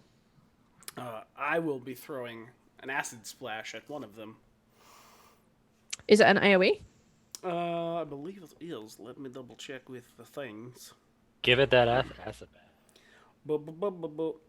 Choose 2 creatures within range. Choose either 1 creature or 2 creatures within range that are within 5 feet of each other. Yeah, you could definitely get 2. Let me hit 2 of them. Let me attempt to. They must. I'd like you to attempt to hit Mill and Tome because it's just funny. Okay, they make dexterity saving throws. Okay. That'll be interesting. 17 and 12. One of them fails. Okay. Let's say Mill fails. Mill fails, and Mill takes 4 acid damage. Okay. It's a magic spell, right? You just throw your hands forward and then acid comes out. Yes. We're just gonna spit at it I probably spit at it. Let's be honest. I'm a drunk man. Let's be honest. You spit at it. Your spit is so acidic that as you spit it onto its chest, that kind of like sternum area, you just see it begin to like fizz and crack and begin to fall apart. Good job. Okay. Is there anything else you can do? Nope. Keshara. Okay, I am going to cast Eldritch Blast at whichever hasn't been hit. We haven't had Tome, Spoopy, or Kathy hit yet. Let's go for Tome. Nice. Okay. God damn it, I hate these dice. What'd you 9. get? Funny enough, that still hits. Oh, brilliant. And that is 1d10. That's 7 damage. Woo, nice. What does your Eldritch Blast look like? It's probably a nice purple ball of electricity type looking plasma-y stuff. I am so happy by that description. And you slam it square in the skull and it kind of rattles inside the eye sockets a little bit. It's beautiful. Wow, that's cool. Is there anything else you can do? No. Okay. It's now the Skelly's go. To wit, I don't apologize at all. All right, so Cuball, who is looking very, very peaky, is going to be heading towards the guy who asked him a question. Just very confused. It raises its axe and it goes to slash down at. It doesn't want to hit. It doesn't want to hit the squirrel because I'm not a bastard, unlike some of the DMs. So I'm just going to go straight for this one. Oh, called out. Oh, shade. For 21 versus your armor class. That'll hit. Oh. I'm gonna scream out like, "No, this isn't my armor!" Only for 4 damage. It's rented.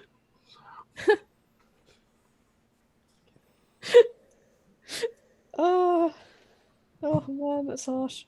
Okay, yep. All right, so that went for that one.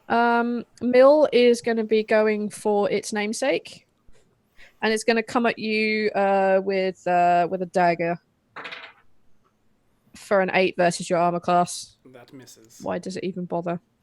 Tome is going to be going for the half elf. Tome approaches you with essentially just a shield and is attempting just to punch you in the face for a 13 versus your armor class. Yeah, hits. Wow, really? Mm-hmm. Ow. And that's for a 5 damage. As you just get sucker punched by this skeleton. It's not a pleasant sight. Okay, Spoopy and Kathy are going to do like a tag team thing, and they're going to go after the somewhat like, I have no idea what's going on, Alazar. They're basically going to approach you from behind and attempt to just like do that thing where they smack you on the back of the head, either with one of their clubs, or they're going to be doing it with a longsword. Good luck to me. Well, that was a nat 1. And that was a 3, so neither of those I don't think are going to hit you. Let's be honest. I So mean- useless. And Josh is going to stand there, hands on hips, looking uncomfortable. It's not going to do anything. All right, moving on. It's now Nalazar with an optional failed initiative. Okay, so he is going to concentrate, and all of a sudden the mushrooms that you see protruding from his body actually start to glow a little bit,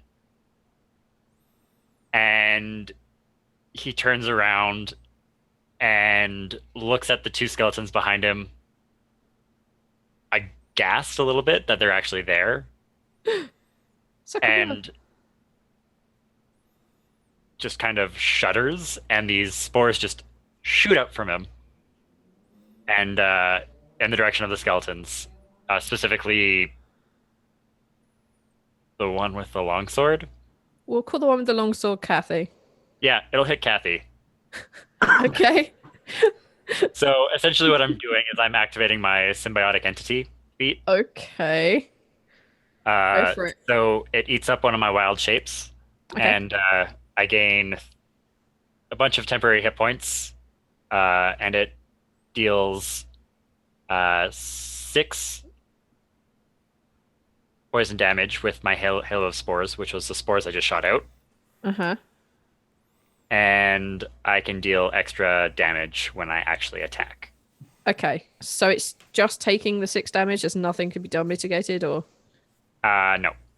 It's just straight 6 damage.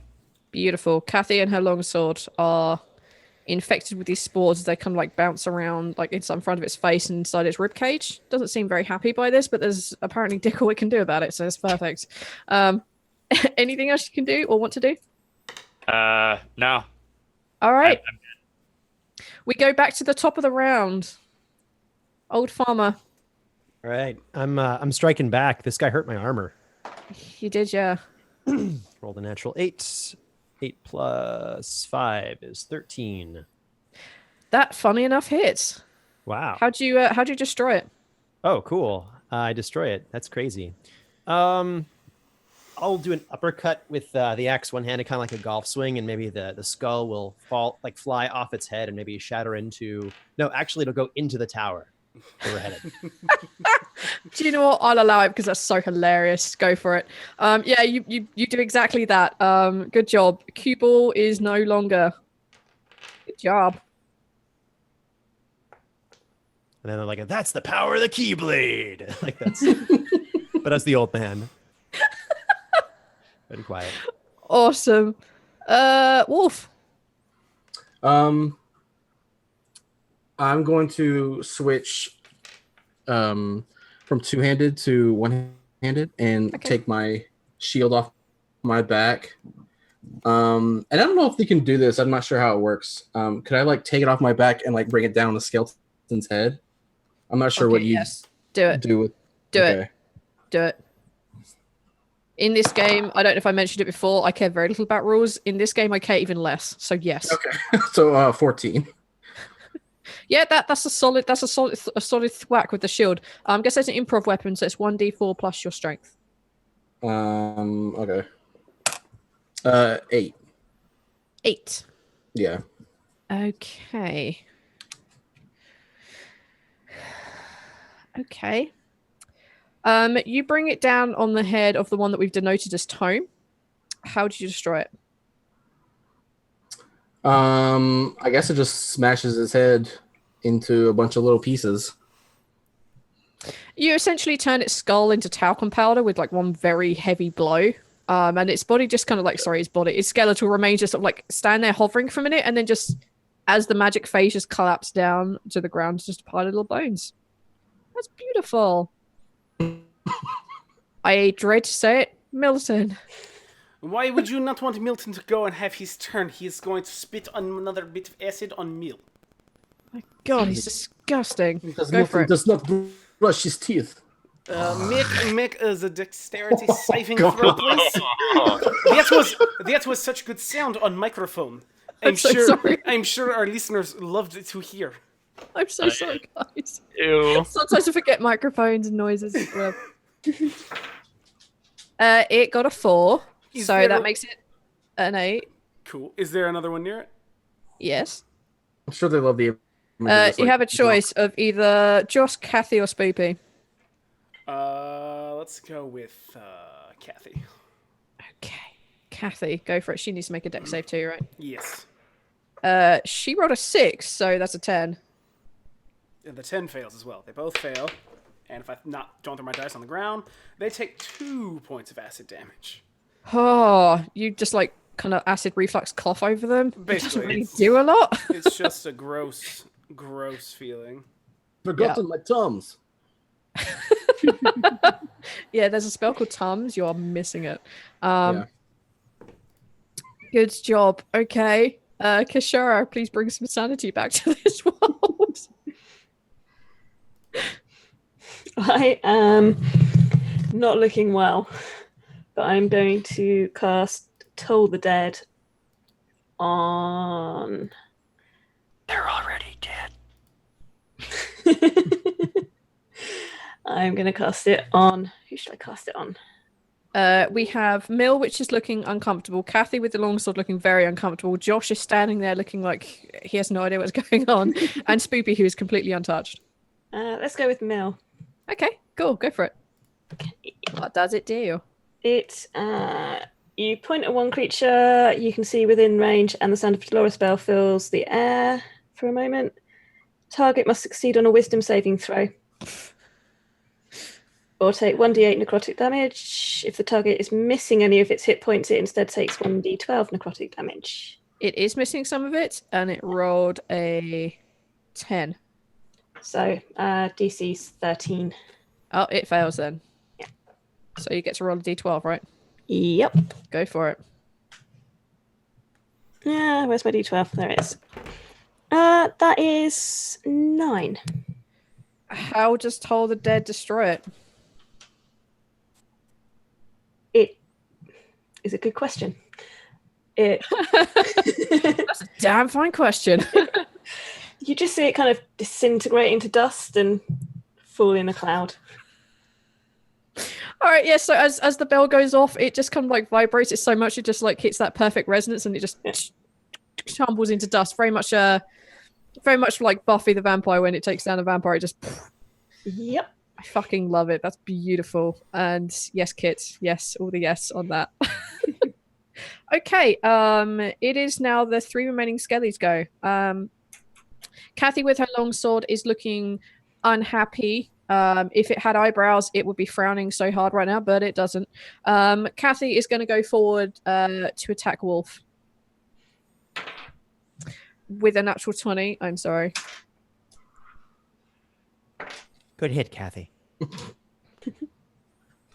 Quite I'm so happy it's you and not me. I'm sorry. And it hits you for 6 damage. Because apparently she's a dweeb. That's like out of my health. Oh, I'm sorry. And Spoopy with the club is going to attempt to actually, because you're still there, it's going to attempt to hit Milton. Why not? I haven't picked on you yet. I don't know if you guys can see that. Yeah. 13. Yes, it's a 13. No, it was a natural 1. Oh, a 31? Well, that's what I'm hearing. Is that what everyone else is hearing? Josh is going to just look around from side to side and like pick up like one of its fallen comrade's jacket, just like hold it, look around a bit.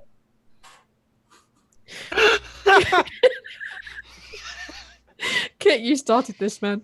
I'll accept that. And that's Josh's go. So that's the skellies over and done with. It's now Nalazar.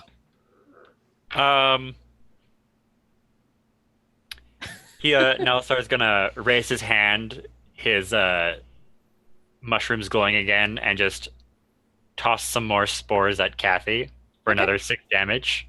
Yep. And then pull out his sickle, and then slash a nice slash down. I think Josh. You're gonna go for Josh. I'm gonna go for Josh. Okay. So is the throwing the spores? I assume is a bonus action. That's a bonus action, yeah. Okay. How'd you kill Kathy? Because nearest damage to swearing, she was 1 hit point off. So fuck her. They land and mingle with the other spores and just sprout mushrooms throughout her, and it just coalesces in just a massive mushrooms through her chest. She basically turns like the two things merge and they spawn and they work together to create like this sudden huge mushrooming, and suddenly it looks like she's a Stay Puft Marshmallow Man and just cannot move. Good job. Yeah. You're now gonna go attack Josh. Go on then. Yeah. Let's go for it.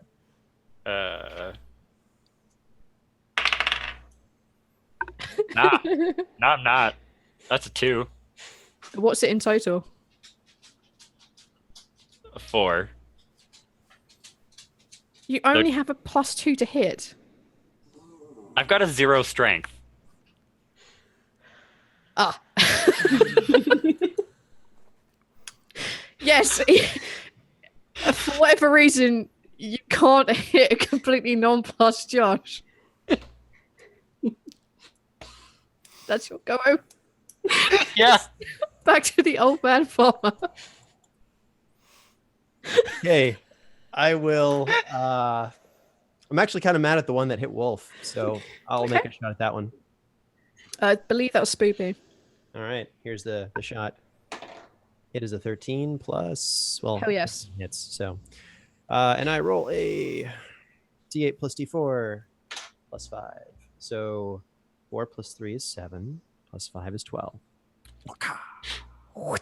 Yeah, you how do you hit this thing? You're not killing it, but how are you hitting with it? I'll pack it in the back of the spine. Like I'll come from behind you, like ah. It's the exact noise that he makes.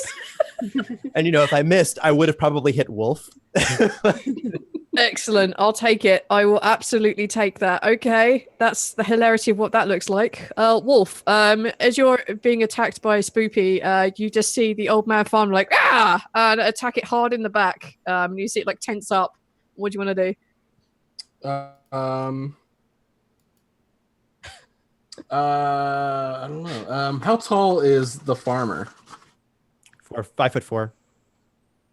Why short? Okay. He used to be taller. I used to be taller, yeah. Too much How taller. tall is the skeleton? Let's say he's 6'2" because it's more comical. Okay. Can I just I'll just try to chop his head off, I guess. Can I just swing my sword at him? Of course you can. Sideways. All right. Yeah. Sideways gangster style. Oh.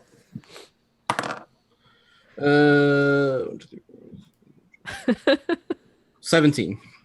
Yes. And it's one-handed, so it's a D8. 1. 1 damage. Plus your strength modifier. Oh, then 5. Oh, how do you know I like Spoopy? I'm sorry? How'd you kill Spoopy? Oh, I just chop his head right off. Or its head. All right. Yeah, you get a clean cut straight through the spine, and you see the head just roll a little bit in the socket, and then it falls to the ground as a heap. And before you stands the 5'4" farmer. Okay, Milton. The only thing that is left is Josh, which is really fitting because I didn't make this happen. Look, Milton, I kill tried, him. guys. I tried. How bad does Josh look? He's dead. He's a skeleton. Let me rephrase. How broken does said skeleton look? Again, I'll refer you to Josh. Yes, you would reckon a good half of his bones have been broken. I love you, Josh. I'm sorry. But you get cinnamon sticks. This is true, and which is why Ride him like donkey.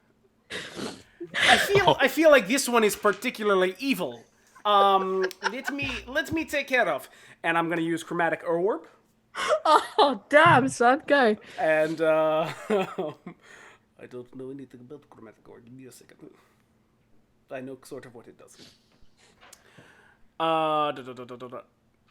Let's say thunder damage for this, Okay. Yes.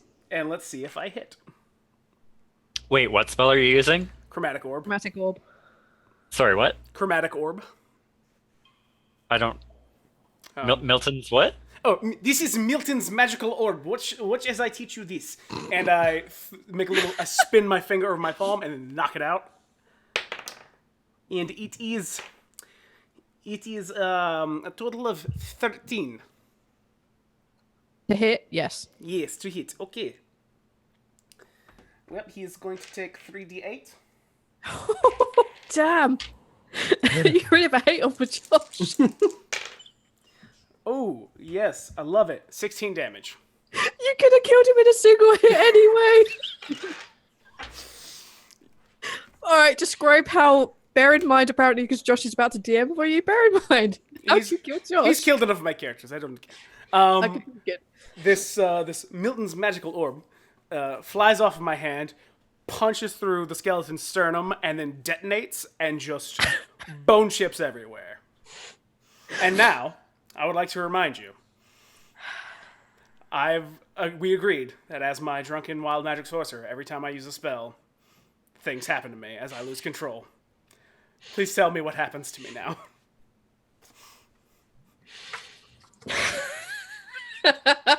Okay, I'm ready for this. As you like basically spin this orb on your hand and you throw it towards Josh and you explode him, much into like those marble chips that you see on those like driveways. Mm-hmm. You see that fly out everywhere, and then you see it stop, and then slowly come back, and then suddenly whoosh, they come straight and they form this layer of skin all over your entire body, and you can just hear a voice in the back of your head saying, "Hello." No, this is disgusting.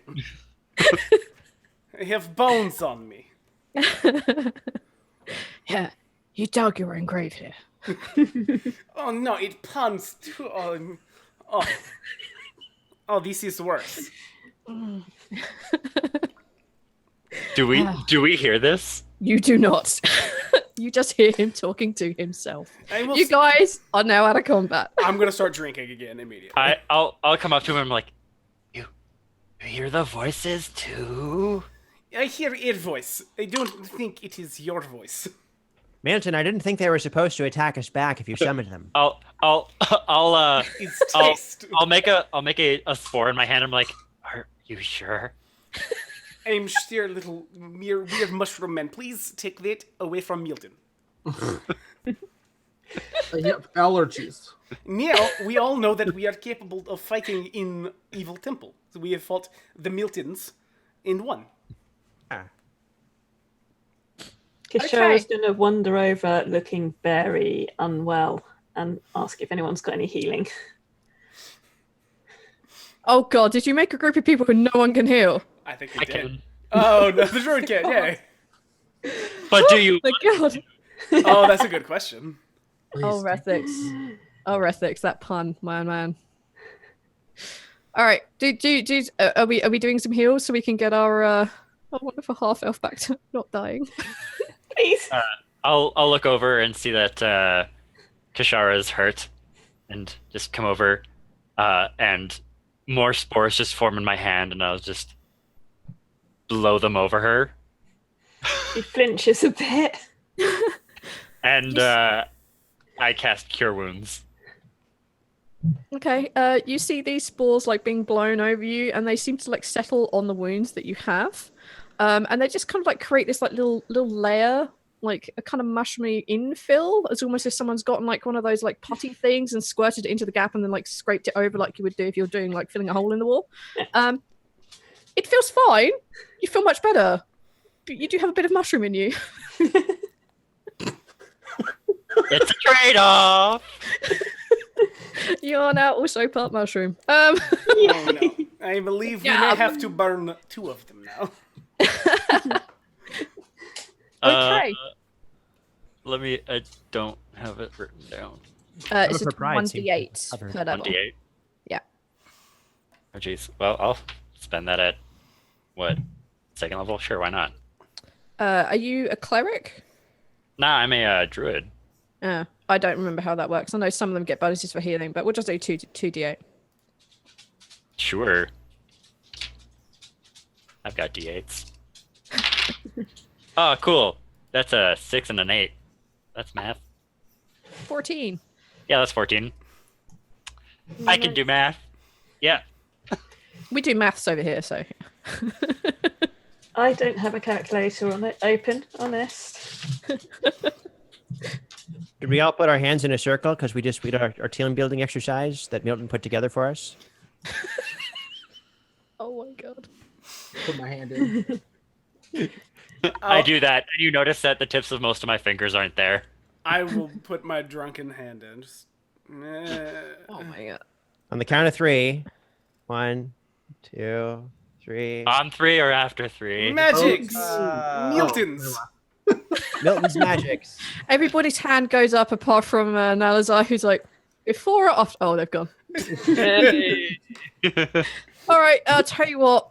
Everyone, you can have an extra, 5 health for team building exercises. Go, guys.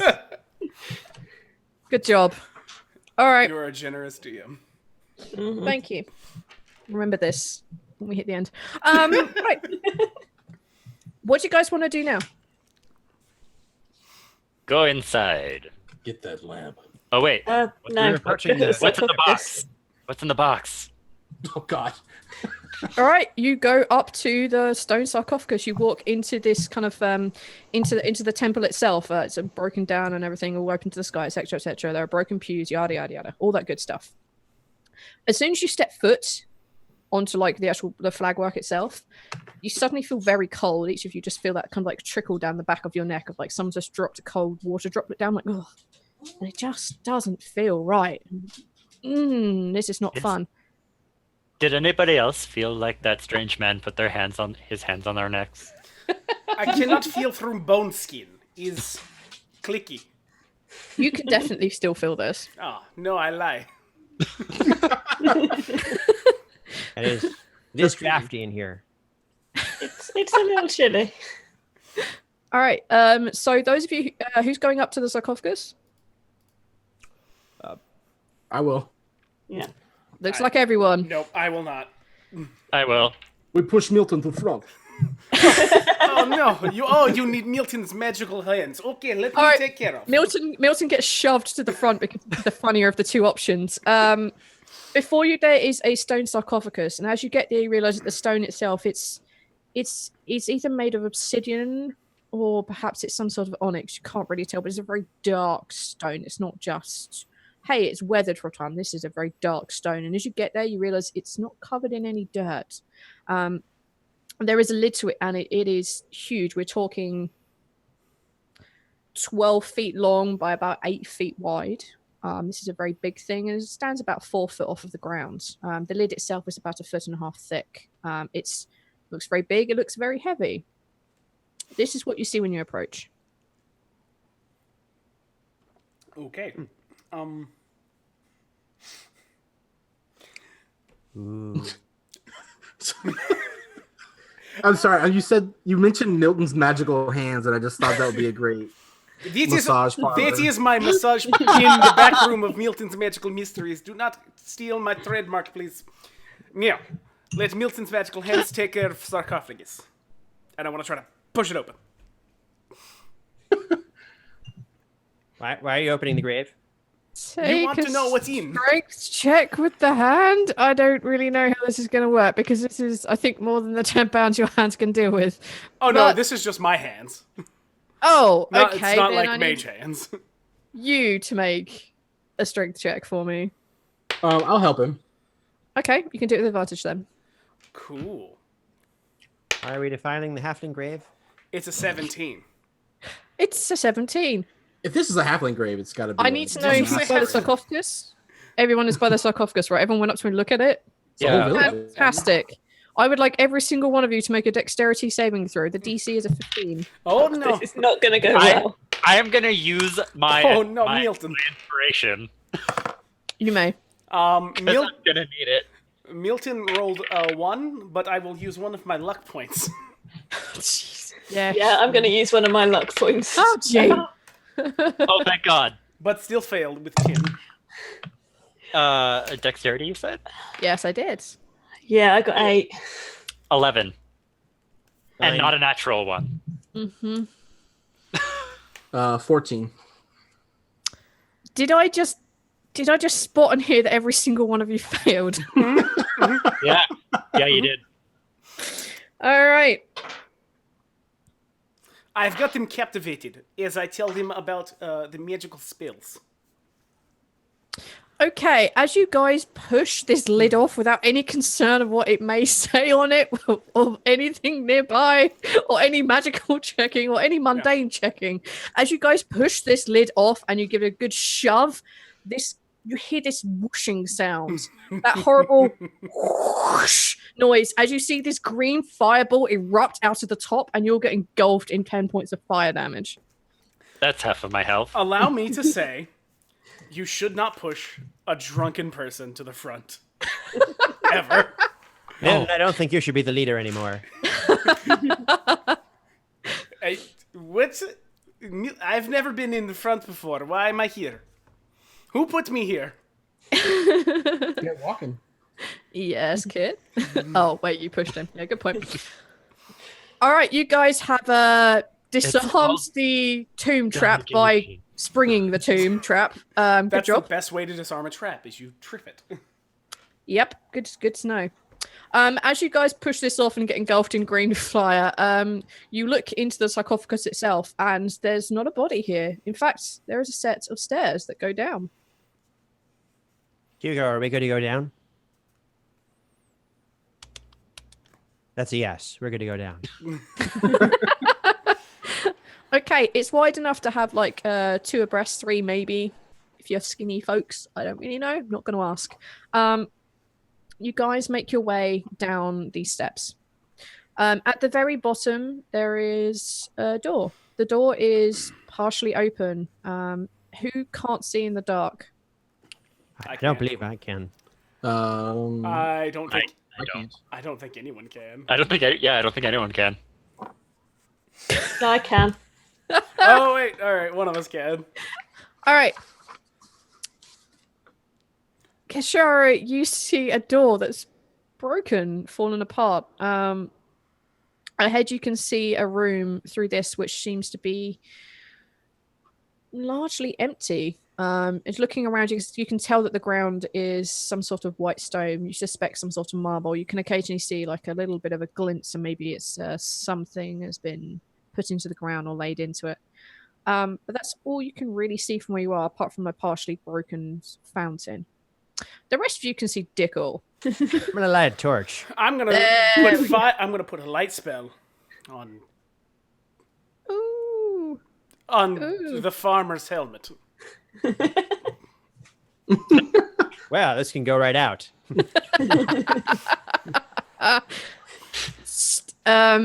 Okay, the farmer is now a walking beacon. Kashara's also going to engage her Eldritch Sight. Which means you can see further in the dark, right? No, I can detect magic. Oh, this is the warlock great spamming ability of you walk around with detect magic on all the time because you can't be stopped. That's the one. Yep. My homebrew rule is you can only do it as many times as you have charisma. But effort, it's the lamp. You walk into this room and you don't see anything magic. I'm just gonna throw that out there. Cool. Inside this room, you can see that there is a small broken fountain. A lot of benches have been turned over. They've in fact been kind of pushed to an area, and they always make like a little circular area as if someone has turned this into a camp. But this is so dusty, this is so old that it could not have been anything recent. You're fairly certain. Straight ahead of you, you see a pair of double doors. One of them is slightly ajar, and you can see firelight, kind of like that kind of orangey flickering glow just from that end, but it's very far in the distance. On the ground, you spot that kind of like inlay that you spotted before. It's this very large circle which seems to encompass this entire room, apart from a very, very small edge. And it's just a very thin gold circle. What do you guys want to do? I'll be searching the ground for gloves. With the Take 14. an investigation. That You're becomes looking a for something specific. 15. As you kind of like, are you going to cross the circle to go do this? The circle's a little weird. I'll go like around the circle. Yeah. You go around the circle a bit, and you kind of get to like one wall where the circle is almost touching the wall. You have to cross over it to get to the other side. But from where you are, you can see that in this kind of little den that's been made, you can see there is some backpacks, maybe some clothing. Maybe you see a little bit of a finger of a glove, maybe. And it's beyond the circle. I have to pass through to get to You it. have to pass through it or go into the circle to get it, for sure. Guys, I think I found gloves. Go get him. Yes, get gloves. No, don't go get him. That's. Are you okay? So am I going or That's- am I not going? Well, I mean, you're an adult. You can make your own decision, but Why would you not go pick up glove? Glove is fabric is easy to pick up with one hand. Let me have a look at that circle first before you cross it. Might be a good idea. I'll just go and pick it up. I'll back up before he does that. Just take a few steps behind. Same. stay As back, I old man. mentioned to Kashara, there's no magic in this room. Yeah. I just want to have a look at the gold circle.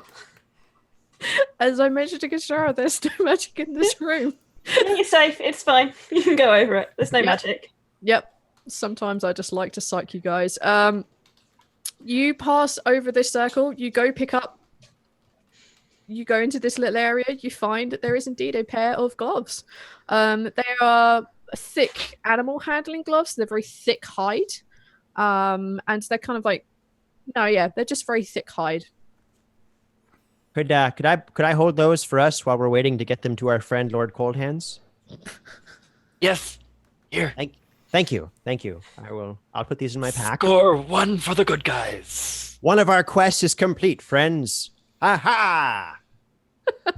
Bum, ba, bum, ba, ba, ba. Drinks all right. on me. Check it off on the list. List check. All right, you guys have succeeded on mission number 1. You have some gloves. What you want to do now? What's next? Is there anything else in the pack, or was it just gloves? Searching through, you find a couple of very, very old rations. You wouldn't want to eat them because maybe they're rotted. Yeah. You find about. I would actually pick one up and try and eat it. Take a con check.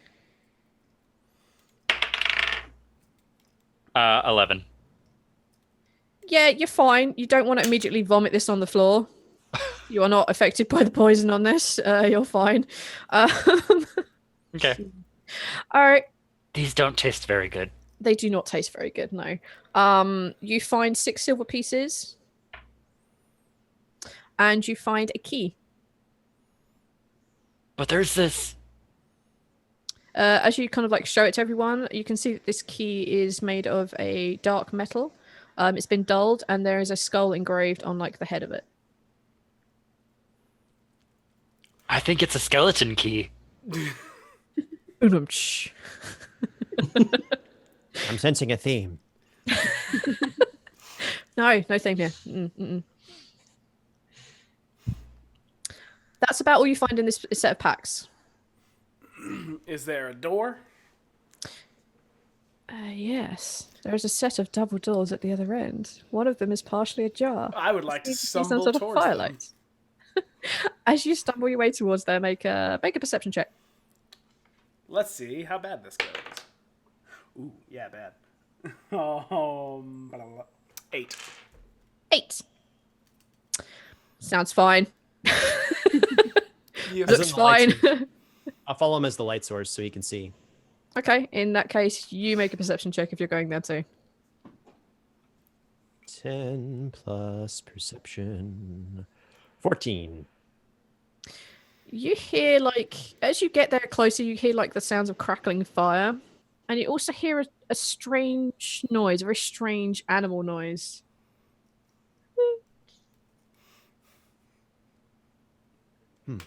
I think there's maybe like a campfire and maybe like someone who thinks they're an animal on the other side. People maybe having a very intimate moment, making animal noises, or perhaps an actual animal. I'm not sure. But Did you say that there may be person making animal noises during intimate moments?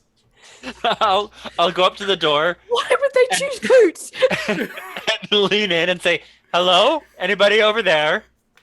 You're leaning in to look inside the room. Yeah. All right, you boldly stick your head through a slightly open jar door. Hands where I can see them. Wow. Leave room for the Lord.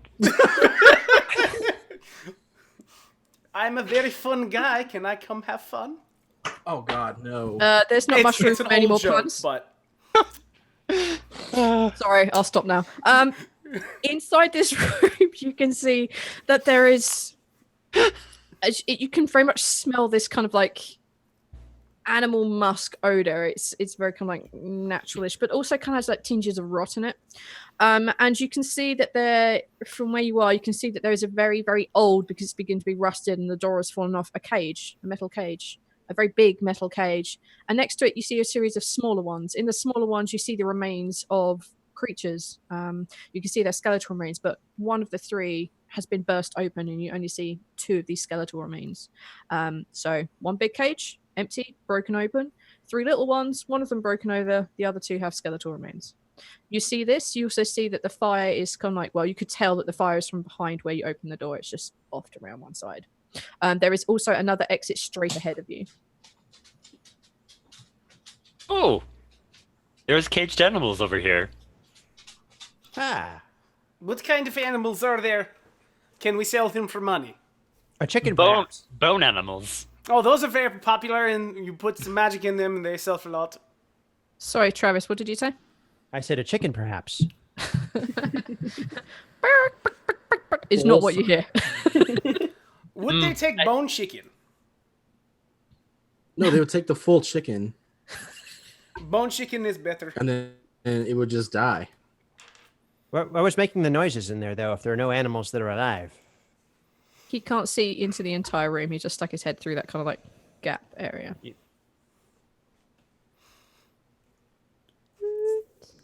After you. Oh, okay. I'll open the door and, hello, are there people making animal noises in here? I need you to make an animal handling check for me. Very amenable person. Well, there it goes. My natural luck of the day. Are there any animals doing in here? As you stick your head in there and ask if any animals are doing in here. No, I asked if there were people making animal noises in there. It's a very specific question. Oh, I'm sorry. No, Kyle's the one who asked if animals were doing it. Wow. As you stick your head in there and ask a very rude and impertinent question. No, on the farm, You people make suddenly this. hear, and you see, as you look around at this sound, you see this very large 8-foot creature covered in fur and feathers with a beak and 4 legs. You also see that sort of like nestling up to the just underneath it with like its big bleary eyes just opening from sleep. You just see a little hoot hoot as it kind of looks in your general direction. And then Mama Bear just like puts a claw like in front of it so it completely covers it from view and is staring down at you. You make an initiative roll. 11 plus 3, 14. All right. The bear doesn't attack you first. What do you want to do? Oh, if the bear's not attacking me, and it's like a living bear, right? It doesn't look like. It is, in fact, a. Do you take a nature or survival for me? I rolled a 19 natural, so it's with survival, it goes up to a 23 to see if the animal is indeed alive. This is one of those rare creatures that will come onto the farm and eat their way through the turnips at their very tender age where they don't seem to grow much more. This is definitely an owlbear. This is an owlbear mother and it's looking very pissed off and angry. Oh, well, they like turnips, and I happen to have in my inventory turnips. You don't say. Well, I remember what you said now. Oh my god. Okay. Fuck mine. Sure. I will attempt to haggle it with turnips and try and turn this negative situation around. Maybe if I need to, I could say this is my inspiration point, trying to turn this situation from potential combat to no, go back to sleep. I'll tell you what. You pull up. What do you have? Turnips, turnip juice. I have turnips. I have turnip juice. I have truffles, nuts, carrots, and a cake from my oldest daughter. Wow, Are you plying it with everything, or? No. I'm I like turnips. So I'm going with the turnip route, and then like if it seems okay, I'll like maybe just pass it a second turnip, so I'll lose like maybe a day's rations. I don't have actual rations. I just have food. Turnips. Okay. Make an animal handling check with advantage because this is the stupidest thing ever. Don't use your inspiration because I would give you one for that anyway. My first roll was a 10. My second roll is a 19. And it was in animal handling, so it's a +4. It's a 23. I lose 2 days turnips. Dang. Or maybe 1 or 2. How many do you want me to lose? Just They are lose big. one. Okay. That's a big turnip. As you see Last this, 2 days. It's one of the turnips from Mario. It's a turnip bigger than your head. It's a prize-winning turnip. It's like grown for the county fair. I grow them well. Yeah, best in show, baby. Show turnip. It's handed over to this owlbear. As it like launches itself towards you, you just bring out this prize-winning turnip and offer it forward like a like a tribute. And the owlbear just like screeches to a halt. It's like, Good. I grew this. and you see it like crunch down with its beak and just like pulls it back. And you see it just like beginning to like chew and kind of like do all the good stuff with it. And you see it like return back to the little baby bear who just like opens its little beak up and allows mama to like feed it. It's very cute and endearing. Do they do the regurgitation thing where she? Yes, it absolutely does. Gross. It's fun and gross to watch. I won't make those noises because people might be sick. Guys, it's okay. It's just owl bears. It's okay. Now they're our friends. They'll never harm us. I've given them some turnips. It'll be safe. We can just keep going. Okay. You guys are gonna cross this room. I give them an extra turnip just to make sure that they don't. Take another animal handling check for me. That was a 6. Plus, I think I have a 4. Or is it animal? Yeah, 4. So this is 10. Okay. Nothing significant will happen then. Okay. I'm afraid to say. That's fine as long as it doesn't. It's not eating you. It's definitely involved in eating this turnip. I've never had anyone deal with this encounter with turnips before. Thank you, Travis. All right, you guys are crossing this room. And you arrive at the top of some stairs. Oh man. You're over the top of these stairs. And these stairs wind down much like a circular staircase, but very, very large. The steps get like smaller and smaller. They become more roughly hewn into this rock. They become almost treacherous to go down. Some of them become very large, steep steps. Some of them very small. There's no coherence in the way this is built. And it just continues circling down and down, getting tighter and tighter to the point where you're almost like having to hold on and just like figure out like the best way to get down these stairs. It becomes almost like a challenge in on itself. And just when you think, what is going on here? You reach the bottom. And as you reach the bottom, you can see a very large open room. On the other side, you see a set of double doors. And in this large open room, there is a mist, a low-hanging mist. And this mist is on the top of a cold, blackish lake. On this lake, there is a boat, a very small boat. And on this boat, there is a skeletal creature. Sorry, a skeletal person. They have long, dark, black robes which are tattered and falling apart. They are holding a... Or? They're holding, thank you, an oar. Holding an oar, and they're slowly pulling themselves towards where you guys are. You're on a little platform. This water goes to the very edges of the room, and you are on a little kind of extension of platform. And on the other side, the other little platform with a single wooden door. Oh, I found some really friendly mushrooms in a place similar to this. As you look up, you see there's some darkish reddish mushrooms, you would assume. That's your Oh, thing. they looked like that. They do not look like any mushroom you've seen before. Take a nature check for me. That's a 14. These mushrooms aren't quite like anything you've ever seen before, but they are a very dark red color, and they seem to almost be dripping a very thick, viscous fluid that drops down and goes into the darkness of the lake. Wait, I was wrong. But that's interesting. They seem to be I can do focused that, almost. only over the lake. Yes, you can pretty much do that, yeah. All right, I need to find the thing. What do you guys want to do? Leak into the lake. Doesn't seem like a superpower. Maybe they made the lake. Could be. I have an umbrella. This boat with this oarman is pulling up to the side of the jetty. Pulling up to the side of the platform where you guys are. Shara, Wolf, one of you want to talk to him? I'm going to walk down first.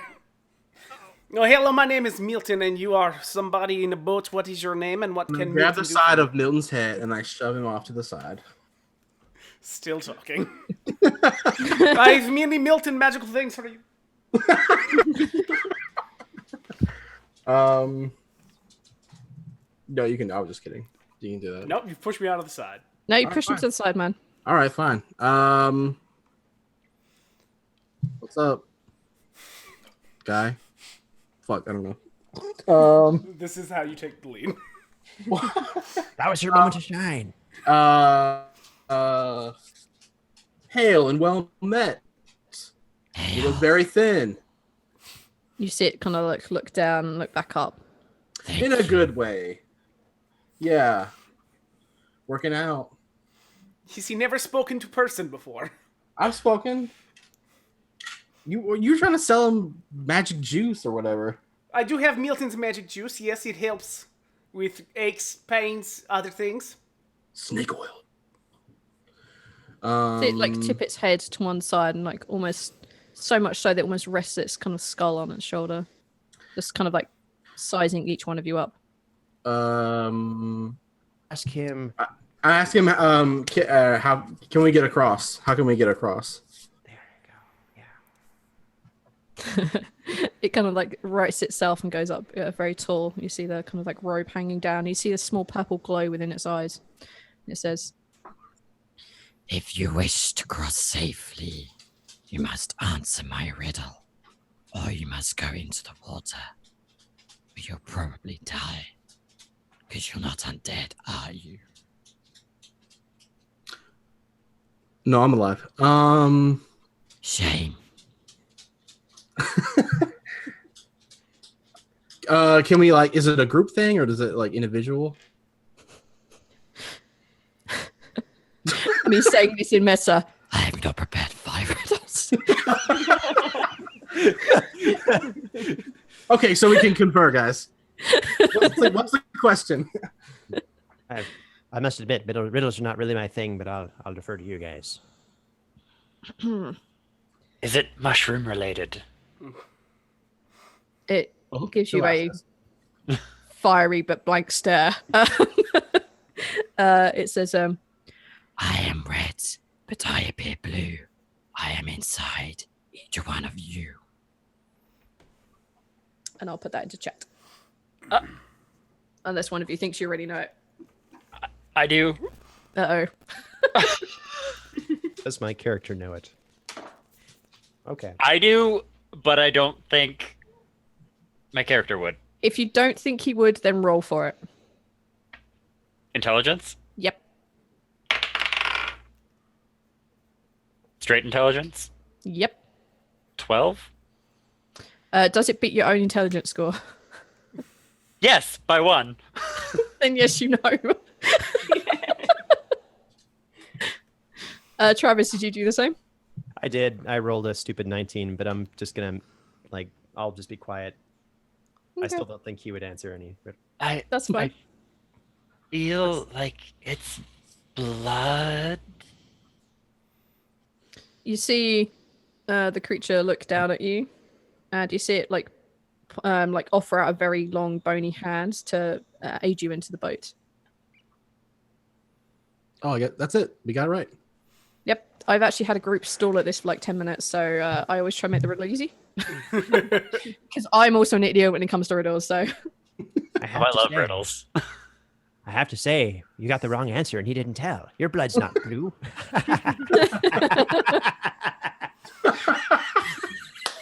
Travis, Oh, This old man's lost his mind. I'll lean over and I'll be like, I don't know if I bleed. Even better. Don't tell him that. well, you know, if you I'll evidence step of onto the boat. if you want any evidence of mushrooms bleeding, look above you. I mean, Oh my god. Okay. The skeleton helps each and every one of you into the boat. I need you guys to make a Constitution saving throw, and the DC is a 14. probably won't make it. 17. 23. Oh damn, girl. Finally, the dice is doing what it needs to do for me. Sorry, what was that number? 14. Yeah, no. Oh, yeah, no, I got 14. Okay. Did anybody fail? Oh, me. I got 6. Oh, okay. You take 4 points of necrotic damage. Oh, my legs.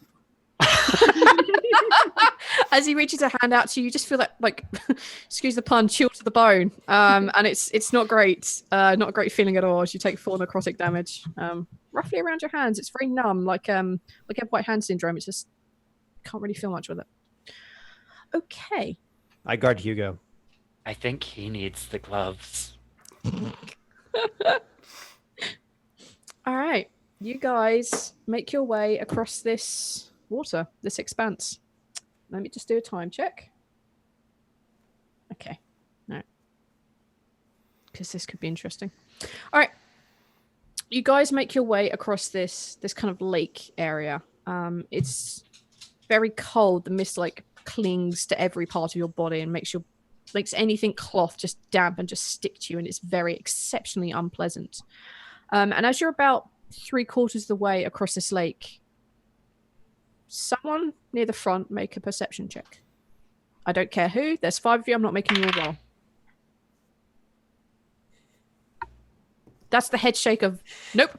So in that case, as you guys are 3/4 of your way there across, the first warning that you are being attacked is the attack. As these skeletal hands reach out, comically large, and they grab the side of the boat. Milton. And they begin to shake it from side to side. I need all of you to make dexterity saving throws for me. Yes, you've called for Milton. What is the problem?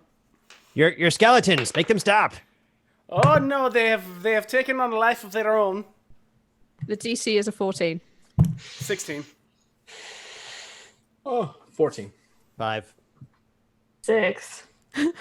11. The 3 of you just fall completely flat on your ass. And you are prone. About right. Your mistake was standing in the boat. You must lay down in the most comfortable spot. Okay, the 3 of you fall prone, but I'm going to say Milton is already lying prone. Yes. So the only person standing in this situation is Wolf, as the boat is rocked from side to side by these giant skeletal hands. Okay, I want everybody to roll initiative.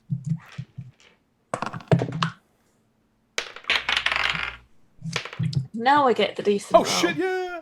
12. Natural 20. Okay, 18. Drew, what is your total at natural 20? It's just natural 20. Uh-huh. Is that an 18, Milth? Yeah. Okay.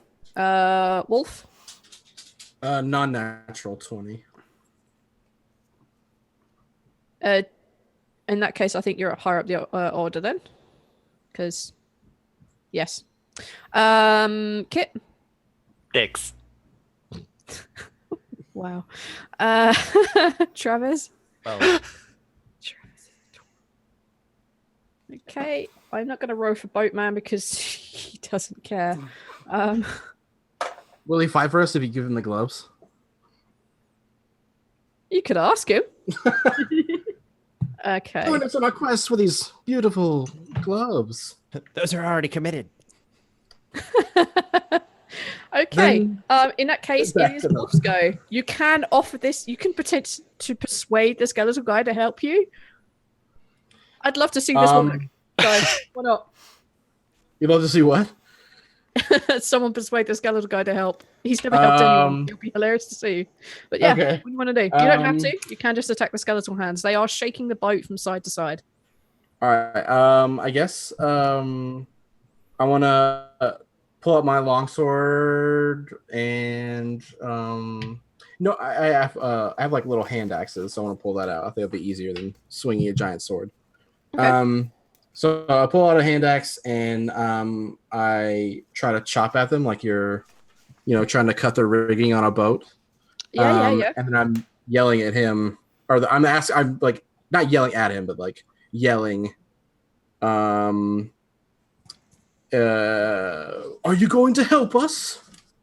No. Okay, well then that's it. And then I just chop at the hand. What a good persuasion you've made. Well, he just said no. It wasn't even like. Oh, hold on. When you ask somebody to do something, you expect them to go, persuade me? If I ask someone to do something and they go no, that's a straight no. If they have to think about it, I'm like, there's an in there. It's called wheedling. You should learn how to wheedle. I just don't know attempted persuasion. Like, are you gonna help? Like, no, not really. Wheedle. Okay. Wheedle, wheedle. Please? All right, make your attack roll then. Okay. Make your attack roll. You could try again the next time round. All right, well, I rolled a 1, so. Oh, it doesn't matter. Oh, it's a natural one. Then yeah, okay. Yeah. You go to attack this one of these skeletal fingers that's shaking the boat, but to no avail. It just like pings off. All right, Milton. She says with trepidation. I don't know why you don't like when Milton goes. He's such a magical person. What do you want to do, man? Hold on. I have to look at the stupid spell. He's a magical person. No.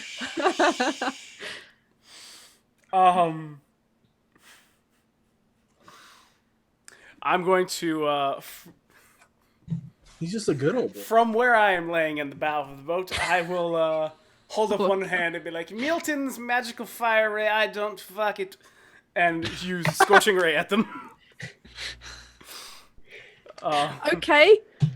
Okay, sure. I believe that's a bunch of attack rolls, right? It is. It's 3 attack rolls. Go for it. This is going to be great for me.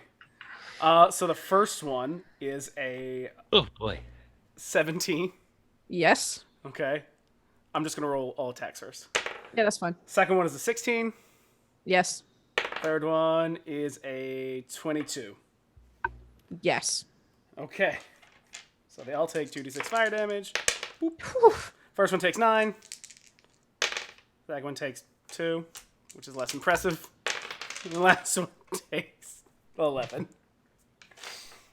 And once again, I have done a terrible thing to myself. You like throw your hand up. Fuck this. And 3 scorching rays shoot from your hands, and they take out the thumb, the middle finger. Yep, the thumb and the middle finger. He's got the camera right. The pinky finger. All of those just like boom. The middle finger, however, stays. Mm-hmm. It's just slightly on fire now. Okay. And what So you happens just to have me those left. for using my magics? Oh man. I can use the table if you want. No, F the table. Okay. As you throw your hand forward and cast this like fiery embrace upon like 2 of the fingers and the one that sizzles, you look down at your hand and realize that your thumb and your pinky finger are now made of fire. This seems like problem. Someone help. You're not wearing any clothing too close to your hand, are you? No. That's lucky for you. There you go. That's now the consequences of your actions, my man. Am I still covered in bones? You are still covered in bones. So yes, your pinky and your thumb are fiery bone hands. It's incredible to see. I am a horrible monstrosity.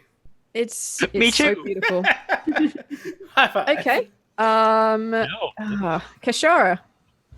Okay. I am gonna cast Toll the Dead.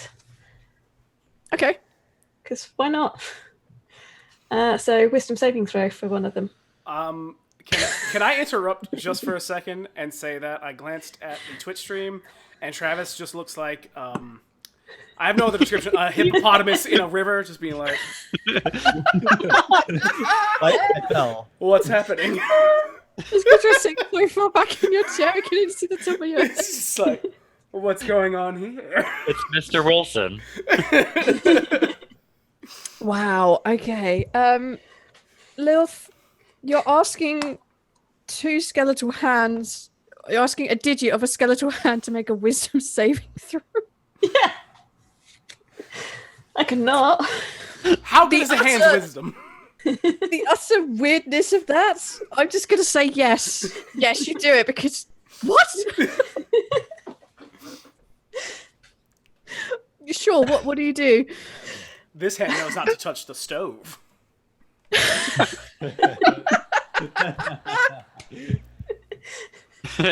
Well, at least it does now. Well, we've made it much It's wiser. either way too late or way too early for me. I can't decide. So I'm yeah. right with you there. All right, so what does this look like? What is this? What is this? So magical bell appears behind the hand and it rings. And yeah, Do some of them take damage?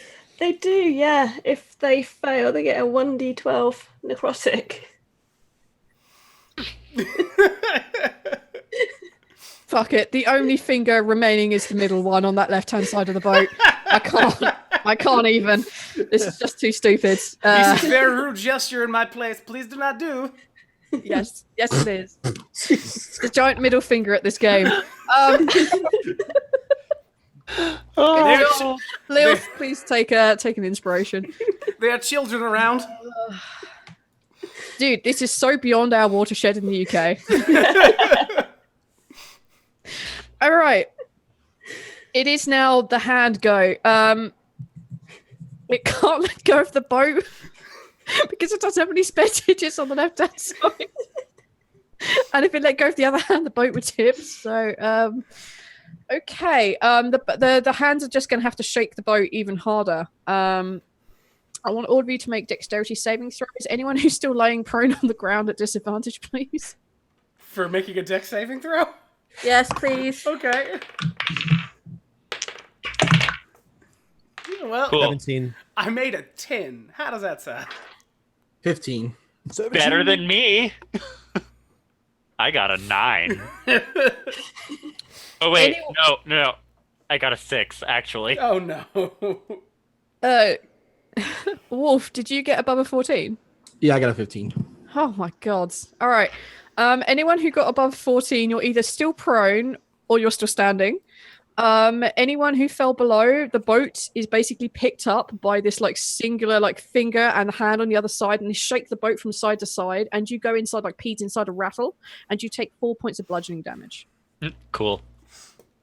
Anyone who managed to pass, you basically ride this out like a one of those crappy rides you just have to stay upright for.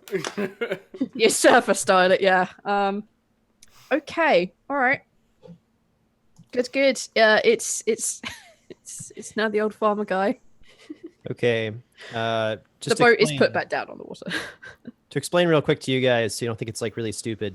Thematically, I'm using a trident, but for purposes of understanding, it is a pitchfork. So I'm going to use that to help me get up because I'm prone, and because it's like a thing that I can sort of see and like get away, and I don't really want to get too close to it. I'll start making a hit at whichever side's closest to me. Let's say the right side. Start hacking digits off the other side. All right, I rolled a 10 and I get a 5, so 15. Yep. All right, D8, D4, and D6. This is the pitchfork. Does less damage. 2, 4, 5, 6, 7, 8, 9 damage. 9 damage. Which digits do you want to pry off from the side of the boat? Let's start with a thumb and work our way in. Okay, so you basically put your pitchfork in, and closest down is to swearing. You do enough to take 2 digits out. You flip the thumb and you flip the index finger over, and it's just like the 3 fingers at the end and the singular one on the other side. Good job. The grip is definitely loosening on this boat. Kit, Finally. man of mushroom. There are 3 fingers left on the right-hand side, and there is a singular digit on the left-hand side. I'm gonna stand up and pull out my sickle, and I'm going to attack the pinky on the right side, if it's still there. Mm-hmm. I'm like, time to look like me, and I'm gonna swing at it. With advantage, because it's almost like vicious mockery. Oh, thank God. That's a 15. Yes, you absolutely managed to do the thing. Roll some damage. Oh, good. The 1. You haven't added any more. Oh wait, your strength is 0. All right, you managed to like put your sickle around it and like try and pry it off. All you really do is like slide the sickle around. And you're like, just like, ah. Tickle achieved. Wolf. I'm gonna attack. I'm gonna do the same thing. I'm gonna attack the hand that has more digits. Okay, go for it. Oh god, I love this character. So good. 22. Yes. Okay. And then 6. Damn it. Okay, 1. Jesus. What about your strength modifier? Oh yeah, 5. Sorry, I keep forgetting about that shit. Jesus. All right, you go. Did you say you're doing it with hand axes? Yeah. Okay, yeah, you use your hand axe and you basically just do a good solid thwack down on the pinky finger and you see it crack and break. The kind of like top part of the pinky finger falls into the boat, but the rest of it just like just kind of like falls back into the water, so to speak. All right. It is now. I hate to say it, Milton's go. I don't even know why you dislike me so much. I'm gonna acid splash the ones on the right. Okay, go for it. Make a dex saving throw for them. Now this is more understandable. This I understand. 14. One of them passes. And 13. One of them fails. All right. So as you go to throw this acid forward, like the first one, like the middle finger just lifts, and the ring finger just gets like a full dose of the acid. 3 damage. Okay. Wow, guys. This boat is being held on with. You guys have done this, not me. 2 middle fingers. Got it. We succeeded, everyone. That's it. That's Game the whole over. joke. Everyone can leave now. We won D&D. Lilith, please. This boat is now being held with just 2 middle fingers. I am going to cast Firebolt at one of them. Okay. Yeah, that's 6. The fire just like goes straight over the top of one of these middle fingers. It's like completely missing. It's like maybe aimed upwards like an 80-degree angle or something. It's nowhere near this finger. And you just hear like a low, deep rumbling laugh coming from the boatman. Wow. These two, they can't really do anything. There's no strength in them. Okay, let's do this. Gracious. Okay. Old man, I need you to make a dexterity saving throw as one of these fingers just like flicks out and tries to push you off the boat. Yeah. 17 plus 3, 20. It's up to you. How do you dodge this? Do you even bother moving? I put my arms in front of myself, flail really quickly with the trident in one hand, and like, and I go like, and then, Do you know what? Funny enough, it's now your go, so you can thematically use that as a. Yeah, I'll strike back like the Empire. Here we go. With an 18 on a trident, so this is 23. Except more successfully, I guess. Perhaps. Some more damage. 4 damage plus 5 is 9. Okay.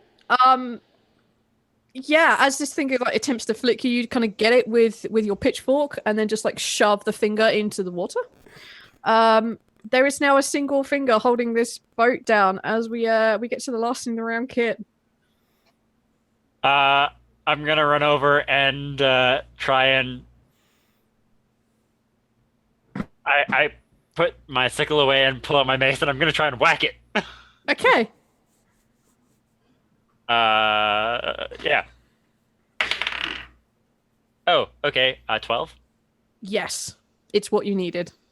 Awesome.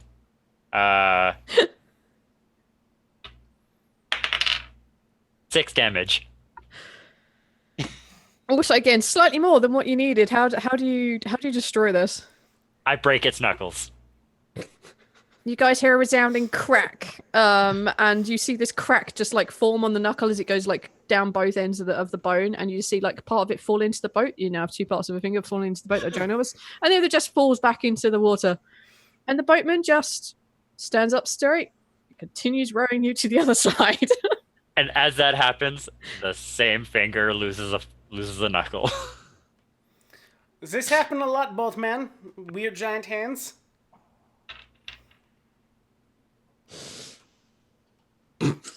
I was going to ask the same question. I think the boat man no longer wants to talk to us. Yes, All right, I want to pick up one of those finger bits. it's a little trick I like to play on my passengers. This is not a good joke. I'm laughing. Okay. He rows you to the other side of the lake. You guys. I'll take the middle finger if you don't mind. I'll pick it up and. Yeah, you can take a portion of the middle finger. Absolutely, you can. Okay, I can give that to someone later. All right. Okay. Oh man. I'm right there with you, Kyle. Just a piece of it, though. You guys make it to the other side of this lake without further incident. Yay. The boatman pulls to one side and he helps each and every one of you out of the boat. You don't need to take any more con saves. You've already been in the boat with this dude for so long that, you feel cold. It's not bad, though. You feel kind of cold. And you guys are left alone on this platform. There is a single wooden door there with an iron handle. What do you guys want to do? Is there a keyhole? Nope. I'm gonna jiggle the handle. I'll hide Give it a- behind Shara. I've seen this one before. Get my glasses Can on. Kishara see any magic? You do see some magic. Yeah, You she's see just evocation magic. she is gonna just shout, "Leave the door alone for a moment. There's magic on it. Do not go near the door." I let go of the handle. Okay. There's evocation magic on it. It might not be a good idea to just try and open it. So what do you guys want to do? Pull out some turnip juice and take a sip while I watch what they do. It's invigorating. Old man, let me have a swig. I am going to. How far does the spell go? You have some turnip juice. It's not pleasant to your mouth. It's not great. I have a spell for this. Sort of. I have an idea. I just don't remember the spell range. Okay. So if you have an idea, just So- shout it out. I wanna thorn whip the handle to try and open the door while standing like far enough back that hopefully nothing hits me. Okay. The group of you just like go hide down to like one end of this like platform, like because let's say the door is in the middle, or you're off down one end because you're like this is going to be either really good or really bad. I want you to make a sleight of hand check with your thorn whip. You know, like Indiana Jones. Yep. Mm-hmm. Mm-hmm. That's So that's that right. At 20. That Oh, is yeah. sickening. You Oh yeah. you come to like stand back. How does this look? Just like the initial part of this look.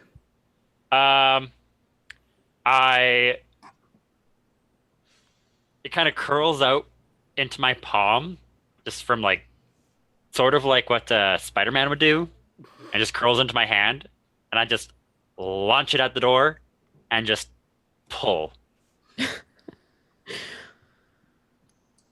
as it shoots out across, it creates a little like a little kind of noose thing.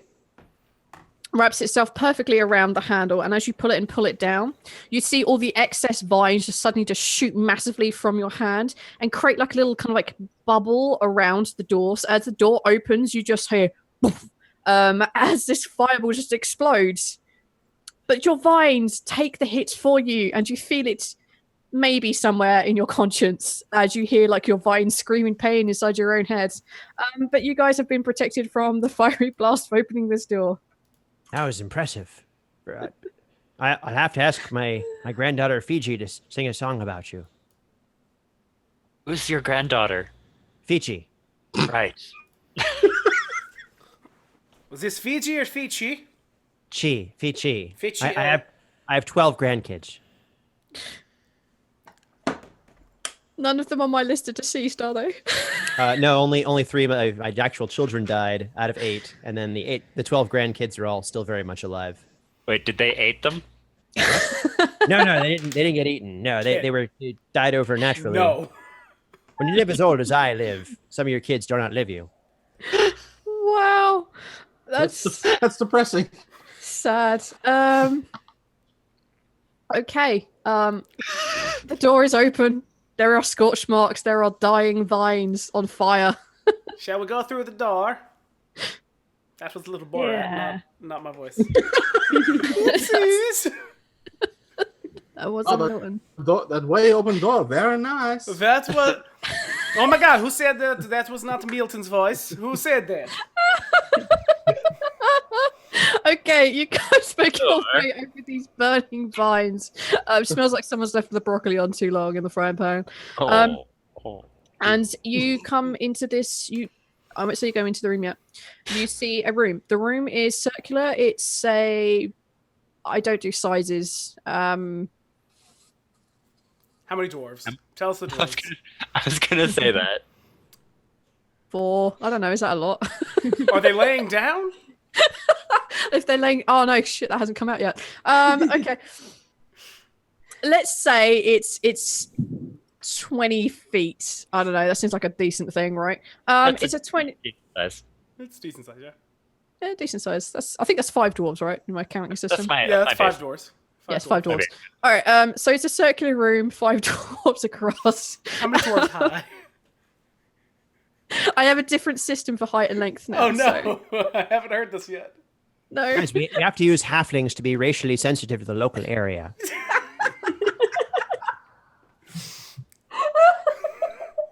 6.5 halflings. Okay. Oh my God. All right, circles are done in halflings. This is now established. Circles are always in halflings. God, Travis. All right.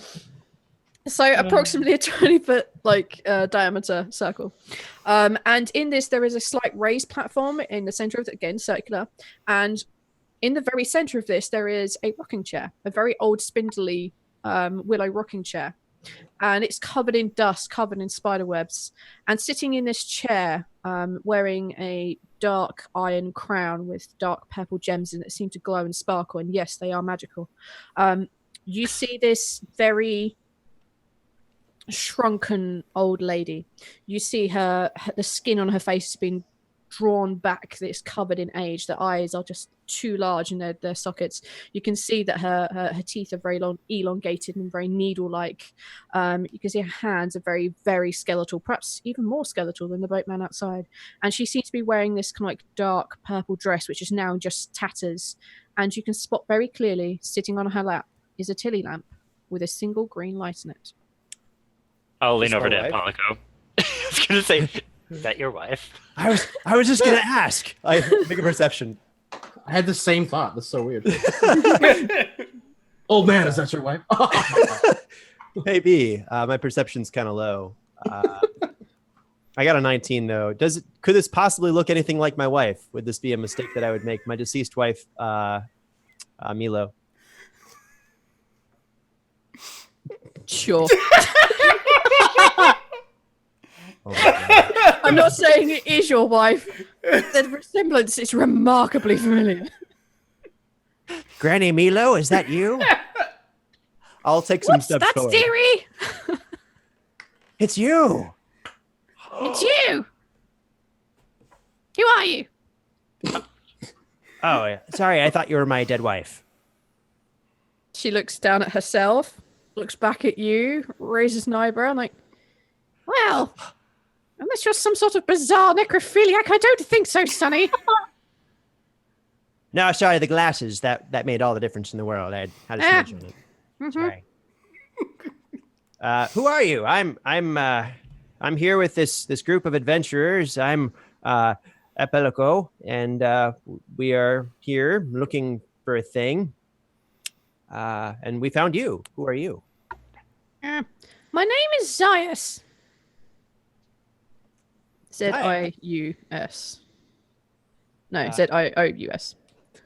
Zias. Okay. What are you doing down here? It seems like a nice place for a rocking chair and all, but I had a spot of bother, and unfortunately I can't get out.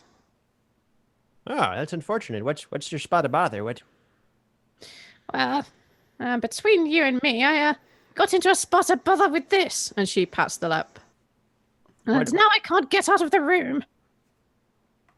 Could you explain that a little bit more? Like, I'm getting the beginnings of why and what, but I don't really understand the full picture.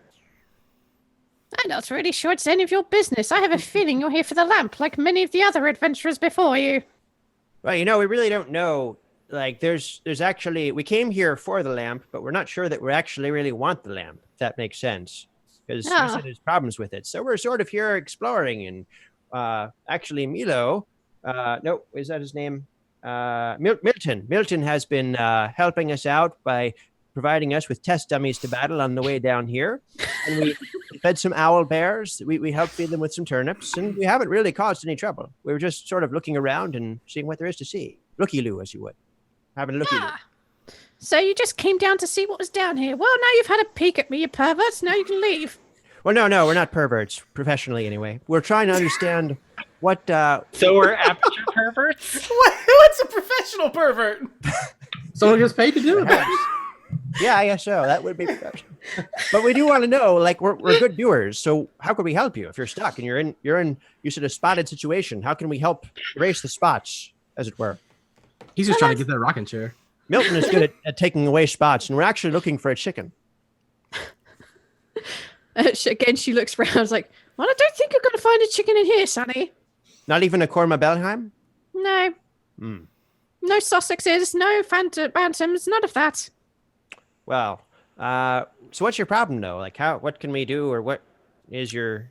She stands up, and she walks to the edge of the platform, and you see her put her hand, and she tries to push against it, and as she pushes against, like, this kind of, like, nothingness in the air, you see, like, a ripple effect from her hand. She can't seem to pass through this barrier. So how did a beautiful maiden like you get stuck? Make a persuasion roll. This guy. He just can't quit. You know what? I'm going to use my inspiration. Yes! Because I mean it. I'm going to keep my not natural one. I'll keep my original roll of a 7 and keep making it an 11. 7, 8, 9, 10. Yeah, it is an 11. I no longer have inspiration. Okay. Oh my god, this is just too funny. Sincerely. I think. Don't think sensuous flattery is going to get you what you want, my darling, but yes, this... Darling. Don't look too much into it. It's a step up. Mm-hmm. From pervert to darling. No, I think pervert probably would have been the right answer. No, unfortunately, this lamp means I made a certain statement, an expression of my innermost desires, and now I'm stuck in this room. I'm trying to think of a very clever way of phrasing it such that I can get everything that I want and can still leave this bloody room. Kishara, would you try to understand what she's saying? It's a little over my head, and I'm only 5'4", but you're a little taller than me, so maybe you can catch it. Basically, what I get from what she said is that she's trying to use that last wish, so she gets everything she wants and gets out of the room. How many lights are on the thing? One. Yeah, that is quite a spotted pickle. Mm-hmm. What were you before you were here, and how long have you been here? What was I? Well, yeah, if you're like, how long have you been here?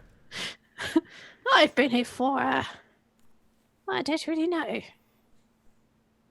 Maybe a couple of 1,000 years? I'm not really sure. Occasionally I have nice adventurers like yourself come in and visit me, and I get news from the outside world. What happens to those other adventurers? She points to the lake. Ah, okay. A few of them have managed to return and go back and tell tale of my woeful life existence, but that's few and far between. They all seem to be intent on just getting the lamp.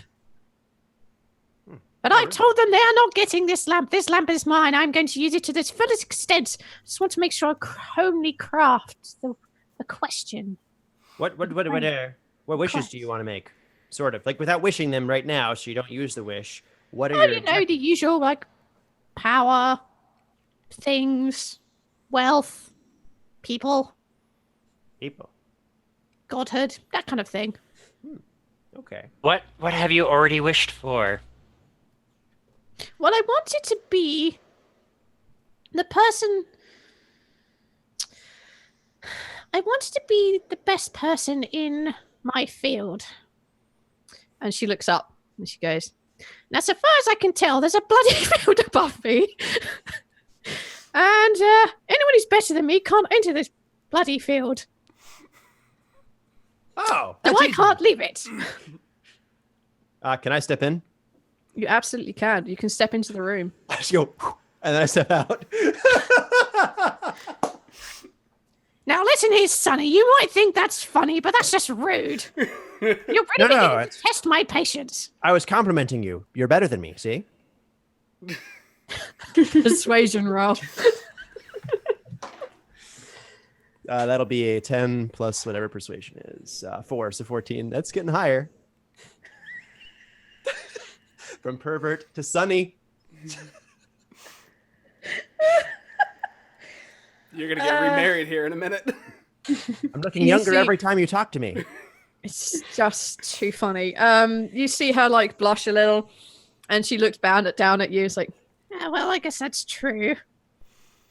So, And, what was your other wish? oh no, I only had the one. Oh. Wait, have you tried wishing for more wishes? Oh, please. That's always backfired. Oh, okay. What have you, though? Clearly not. Otherwise,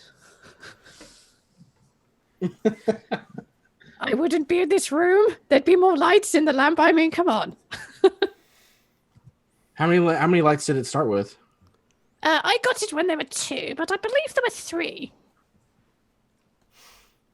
So are you going to stay here and entertain an old lady for a short amount of time, or are you you're going to leave, or are we going to do this fight? Because I have things to get on with.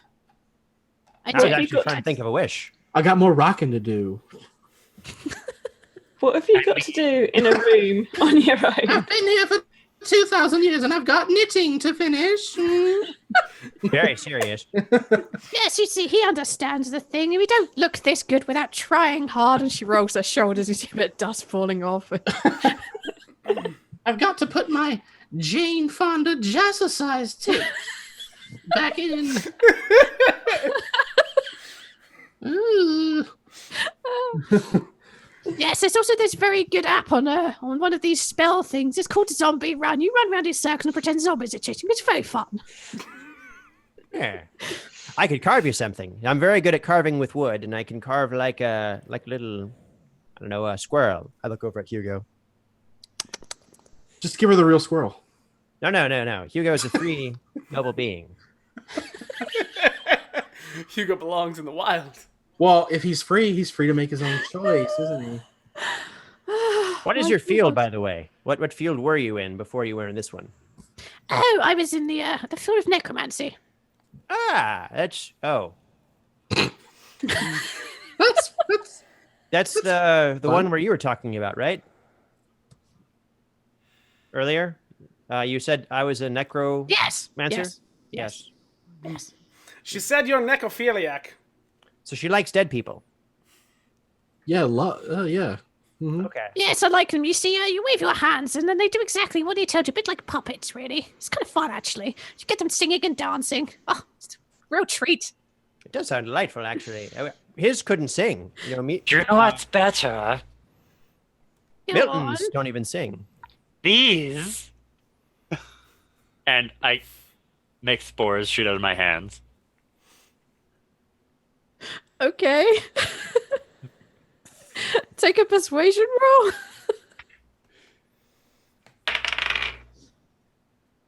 That is that's an unnatural 20. Oh man. She She looks invited her at to the these wedding. spores like floating around, and it's almost. Do you know? She sees these spores, these kind of like beautifully colored spores, just like shoot out from your hand, like begin to like fall down on her, much like you know, like a kind of beautiful pollen or little leaves or little rose petals, something just falling down upon her. Falling down upon her, and she looks at them, and you see these tears begin to form in the corners of her eyes as they begin to slowly drip down, almost as if she hasn't seen any nature in 2,000 years of being down here. And she looks up at you with these big teary eyes, and she's like, Well, that's very beautiful, young man. Thank you. Have some more. I think I might be allergic. There's pollen in my eye. He's the reason we're here. He's getting married, you see, in just a few days. We can invite you if you like. Oh, that would be very sweet, but I can't leave. Oh, yeah. We found the place to have it. We could bring the wedding to you. Oh, that would be wonderful. It's very sweet of you. Why do I feel like there might be a bit of a catch? Is there a catch, guys? Are you the catch? I think she is a catch, but was there a catch to her question? Yeah, if we bring the wedding to you, we take the lamp with us. Oh. Oh. Yes, there's a quest. Yes. The thing. Travis, with advantage, because of all of your companions throwing in. 15 plus 4 is a 19. And I tell her, there is a story. You see, we're on here for a separate quest of love. We met a young man who's in love with a very beautiful woman also, and he would like to get married to this woman, and she would like to get married to him, but there's a problem. There's this evil, vile creature that's apparently getting in the way of their love. So we could have like a double wedding here, but we have to use the lamp to create true love to happen. And we could also make sure that he makes it so you can possibly leave as he words the true love thing. We'll word that in. She looks at you. It'd be beautiful. I wish for true love, and also the soul to away. To be free. She hands over the lamp to you. It's just too stupid. You made the right choice. Thank you. What is your name, fair maiden? It was Zaius? See her frown. There you go. I just wanted to make sure. But do you have a surname or like a title or something? Most people. Oh, no, it's, it used to be Lady Zaius, but, her surname doesn't matter anymore. It's just Okay. Zaius. Lady Zaius, we will return for a double wedding as soon as we can, with great haste. You'll probably be able to leave here in approximately 2.5 to 3 days. But if for some reason that doesn't work, for some reason, we will be back for the wedding. Otherwise, you can find us with no difficulty at all at the Running Rabbits Inn, just north of here, I think. The rambunctious rabbit, possibly south of here. South, that one, yeah. This I'm lady very- is very well informed from being underground. So it seems. Well, make with all haste, and I shall be sitting here waiting in my best frock. I need to get a hat. Can't go to a wedding without a hat. We'll bring a hat. Oh, you are darling. Thank you. No Request. worries. Request hat. Request hat. Oh, God. Okay, you guys have this lamp. What are your intentions with this lamp? I'm holding it, and I know what my intentions are, and I think all of you know what my intentions are. Well, we've never seen this lamp. I mean, we don't know anything about this lamp, right? We don't. I mean, like we don't know. We know it's magical. Well, no, but We know it's got a witch spell. like if we use like this last wish, is the lamp gonna disappear, or does it just go? All right, 3 new wishes. That's all. I don't know. Because we could turn her into a chicken and give that chicken to.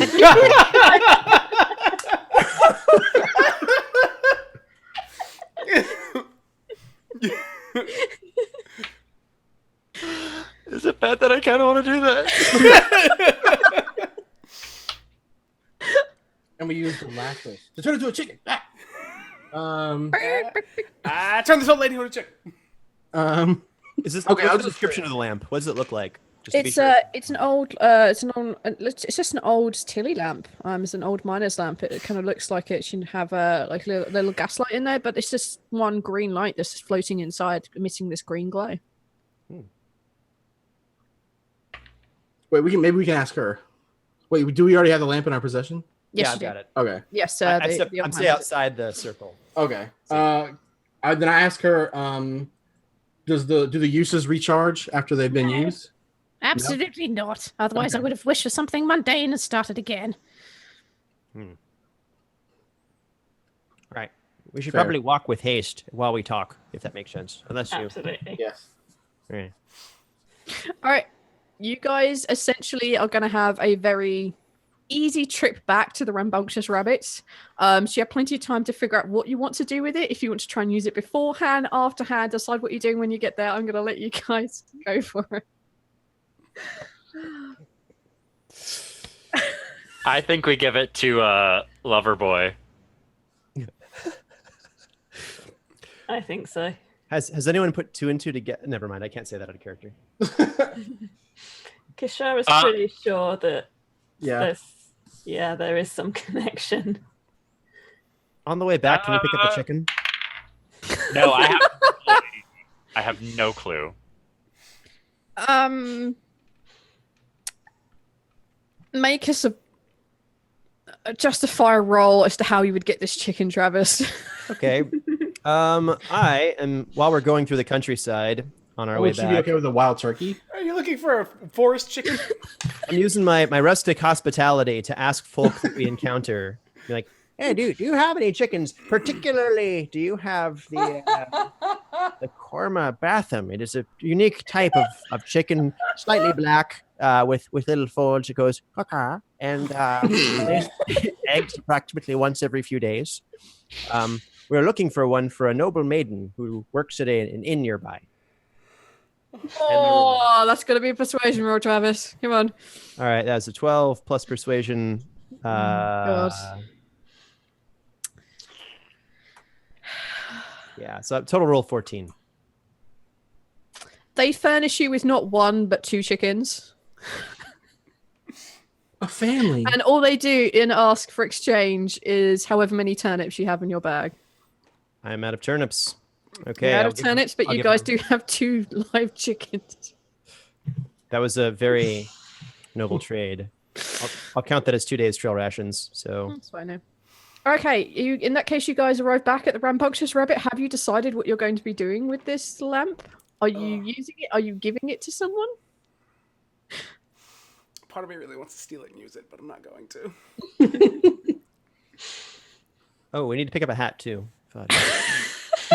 If I will throw this out there because it's the lamp and it's stupid, and y'all know the way this goes. If any of you do want to use the wish and you can persuade the others to allow you to do it, I will let you do it. Like if you can persuade them that you stealing it will be the funniest outcome, then I will let you guys do it. Well, let me just ask: how funny do you think a drunk man making a wish would be? A all-powerful magical wish. I mean, it could be funny, but also you've been like spitting on people the whole time, so I'm curious of what Is Milton's magical spit? I do not know what the problem is. I mean, it's not a problem, I guess, if you're into that, but Don't kink shame on the podcast. I said it's not a problem if you're into that. That's what I said. Don't yuck his yum. No judgments here. Right, that sounds like a resounding no because you keep yeah. spitting on people. It's probably a good stance to take. He's like, I always wish for wet mouth to have spit already. I wouldn't wish for that. That'd be a terrible wish. It's also not vague enough. A good, stupid wish has to be vague. Oh, okay. All right, so you guys have arrived at the rambunctious rabbit. You have More turnips.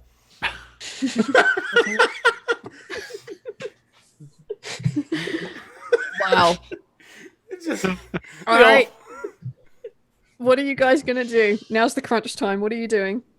Well, I give the chickens obviously to Kishara because Look, we found these chickens on the road just as you'd asked, and if you would just let our friends just stay in just for a little while, it would be more than enough as payment. Just letting them in for the transaction that we have to make. Well, so long as you promise me that that other one doesn't like melt any more of my tables, and that other one stops being so, let's be honest, weird and leaving bits of him all around, because that's pretty unsanitary. They can come in for a bit because you did get me 2, not 1 chicken. Yes, this one's name is Mincy. Mincy. Yep. And the other one? It's actually named Leo. Leo. Leo the chicken. Leo the chicken. It's a boy's name, but it's still a chicken. But it's it could be it's now reused, so it's now coming back as a girl's name. I think I'm just probably going to call it omelette and boiled.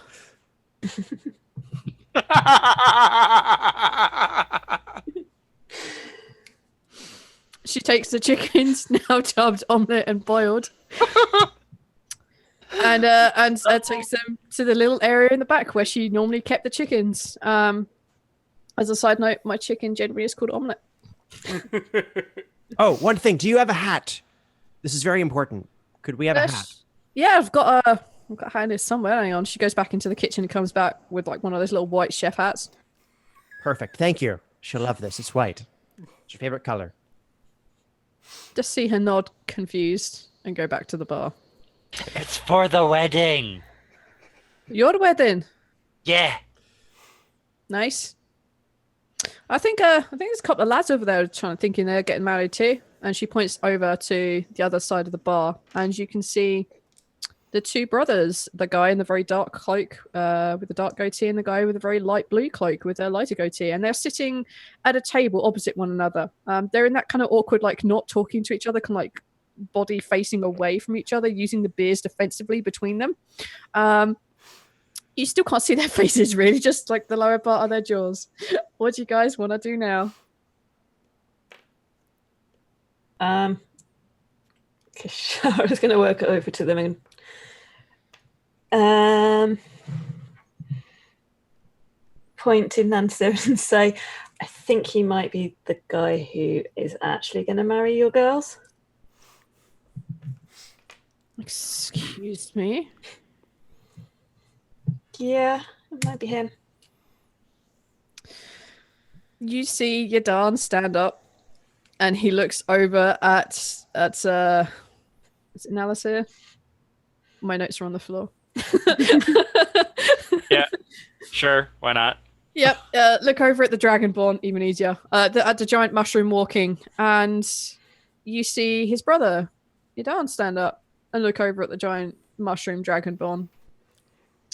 And they kind of exchange a look, and they look over to you, and Idan says, "You're going to marry Slamé." Yes. But you're a mushroom.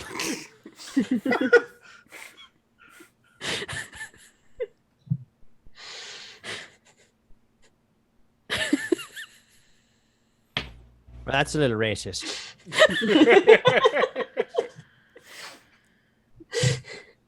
No, you don't understand. She's supposed to be marrying me. She loves me, not any of you. Well, he did just say Perhaps I can persuade you to not marry her. Let her marry me instead. Let me take your place at the wedding tomorrow. We found a location. Oh my god. Did. There's already a nice guest there waiting.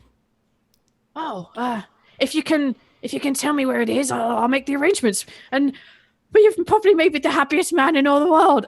And he undoes the top of his cloak and takes it off, and reveals he's actually a very attractive, younger-looking male. He's got like a shortish, blondish hair, and he runs over to you and he gives you a big hug and then fastens the cloak about you. You feel the tingle of magic, and you guys notice that the hood on its own just rolls up, just sits and hovers over the front. You can only see the lower part of this dragonborn's jewel. And Yadon rushes out, one would assume, towards his maiden fair. How was that? Does that mean perhaps you will give me that slump now, since he's gone and I have paid you for a job? I have the rest of the pay here. And he Actually, we have some gloves for you.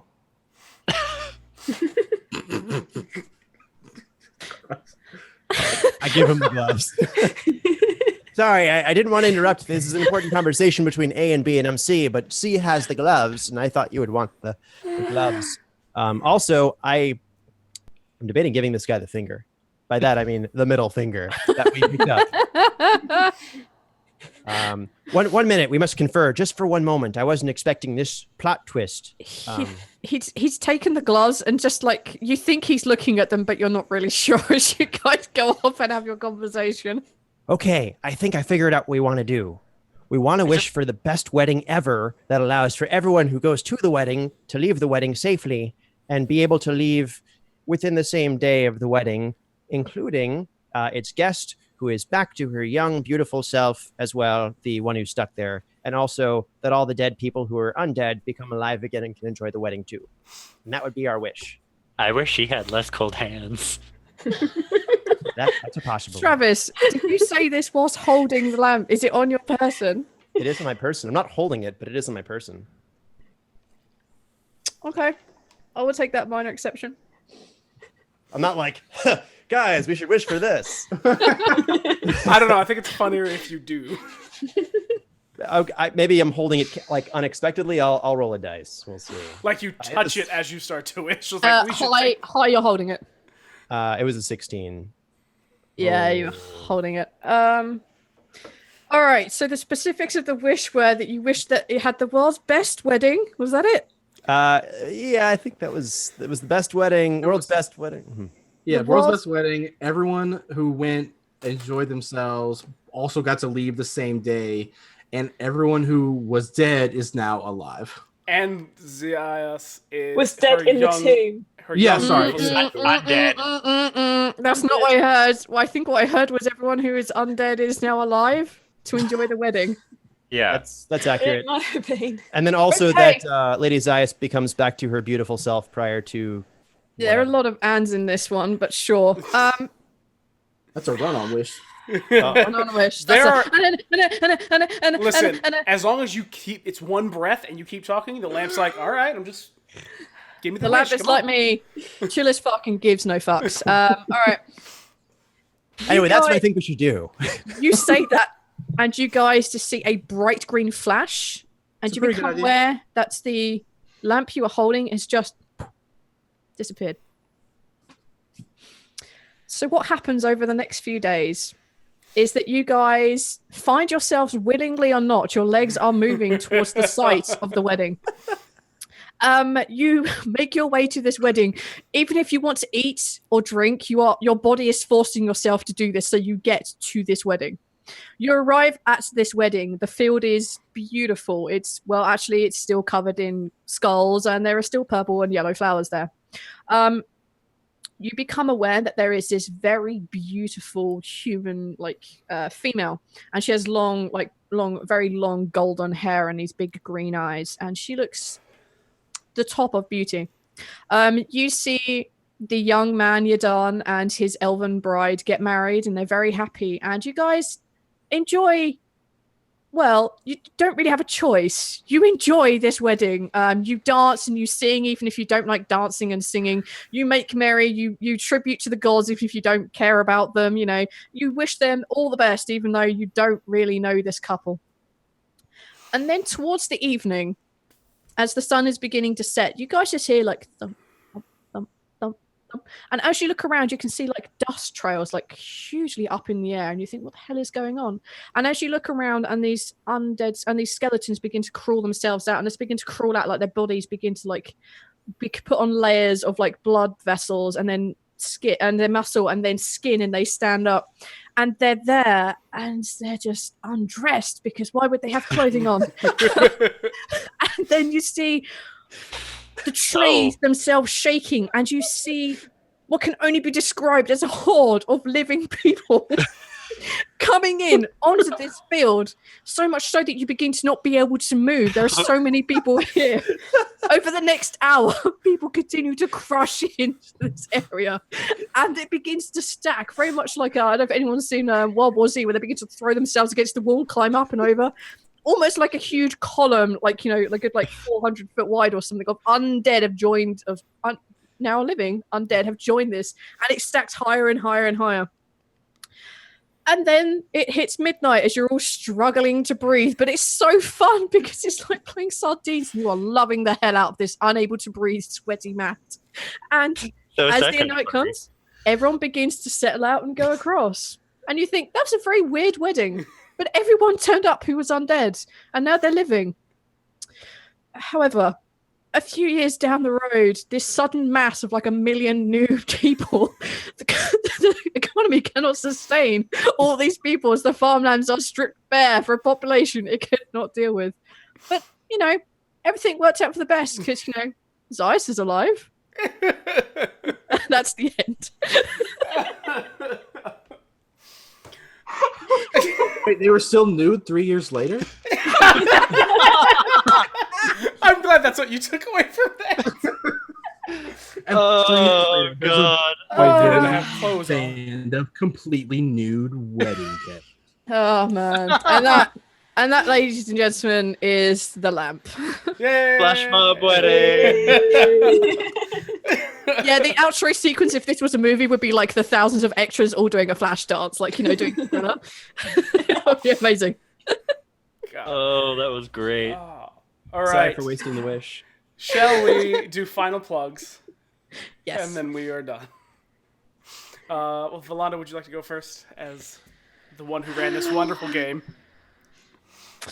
Hi, I'm Volanda. You can find me on Twitter at blood_BTP. I am the dungeon mistress, task mistress, and web mistress of the Lucky Die podcast, which is also on the Spark Network, and find it on Twitter at TLDpod. I'm a voiceover at the White Vault, and I think a voiceover at Liberty at some point soon, maybe. Tuesday. Yes. Next Tuesday. Next Tuesday it So comes close. out. And we have our own Twitch channel. Bloodthirsty_puppets, where we play a new system called Spiced, and I'm quite often over on Skag's channel, Video Store Cowboy. Basically, check my Twitter; it's the easiest way to keep up with me.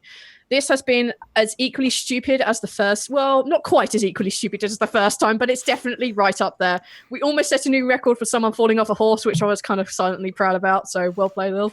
And my God, Travis, my God, every one of you done something so stupid that just my stomach hurts.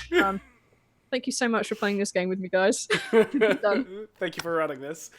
Kit. Absolutely. I'm Kit Battlebeard. You can find me on Twitter and Twitch as Kit Battlebeard. One does and one doesn't have an underscore there. I do not remember which. I run D&D on my Twitch stream, and I will be running a new D&D game set in the Feywilds over on the Deck of Many on Twitch starting on the 19th. So go check that out. All right. Lil. There we go. Words. They work. They do. I am Lilth. You can find me on Twitter at Lilth21, I think. It's way too late. You can find me on a Saturday playing Kit's game, and on Monday I think we start a game on Bloodthirsty Pirates. We do, yeah. So I start that on Monday. That's me, and that was really fun. Thanks. Thanks for having me. Thanks for being here. Fun having you. This is great. Travis.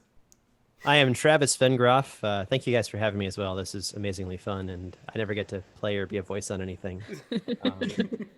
You'll find me on Twitter as at Dark Dice Pod. That's the new Twitter that I just started for a new podcast that'll be coming out as soon as we're done editing it.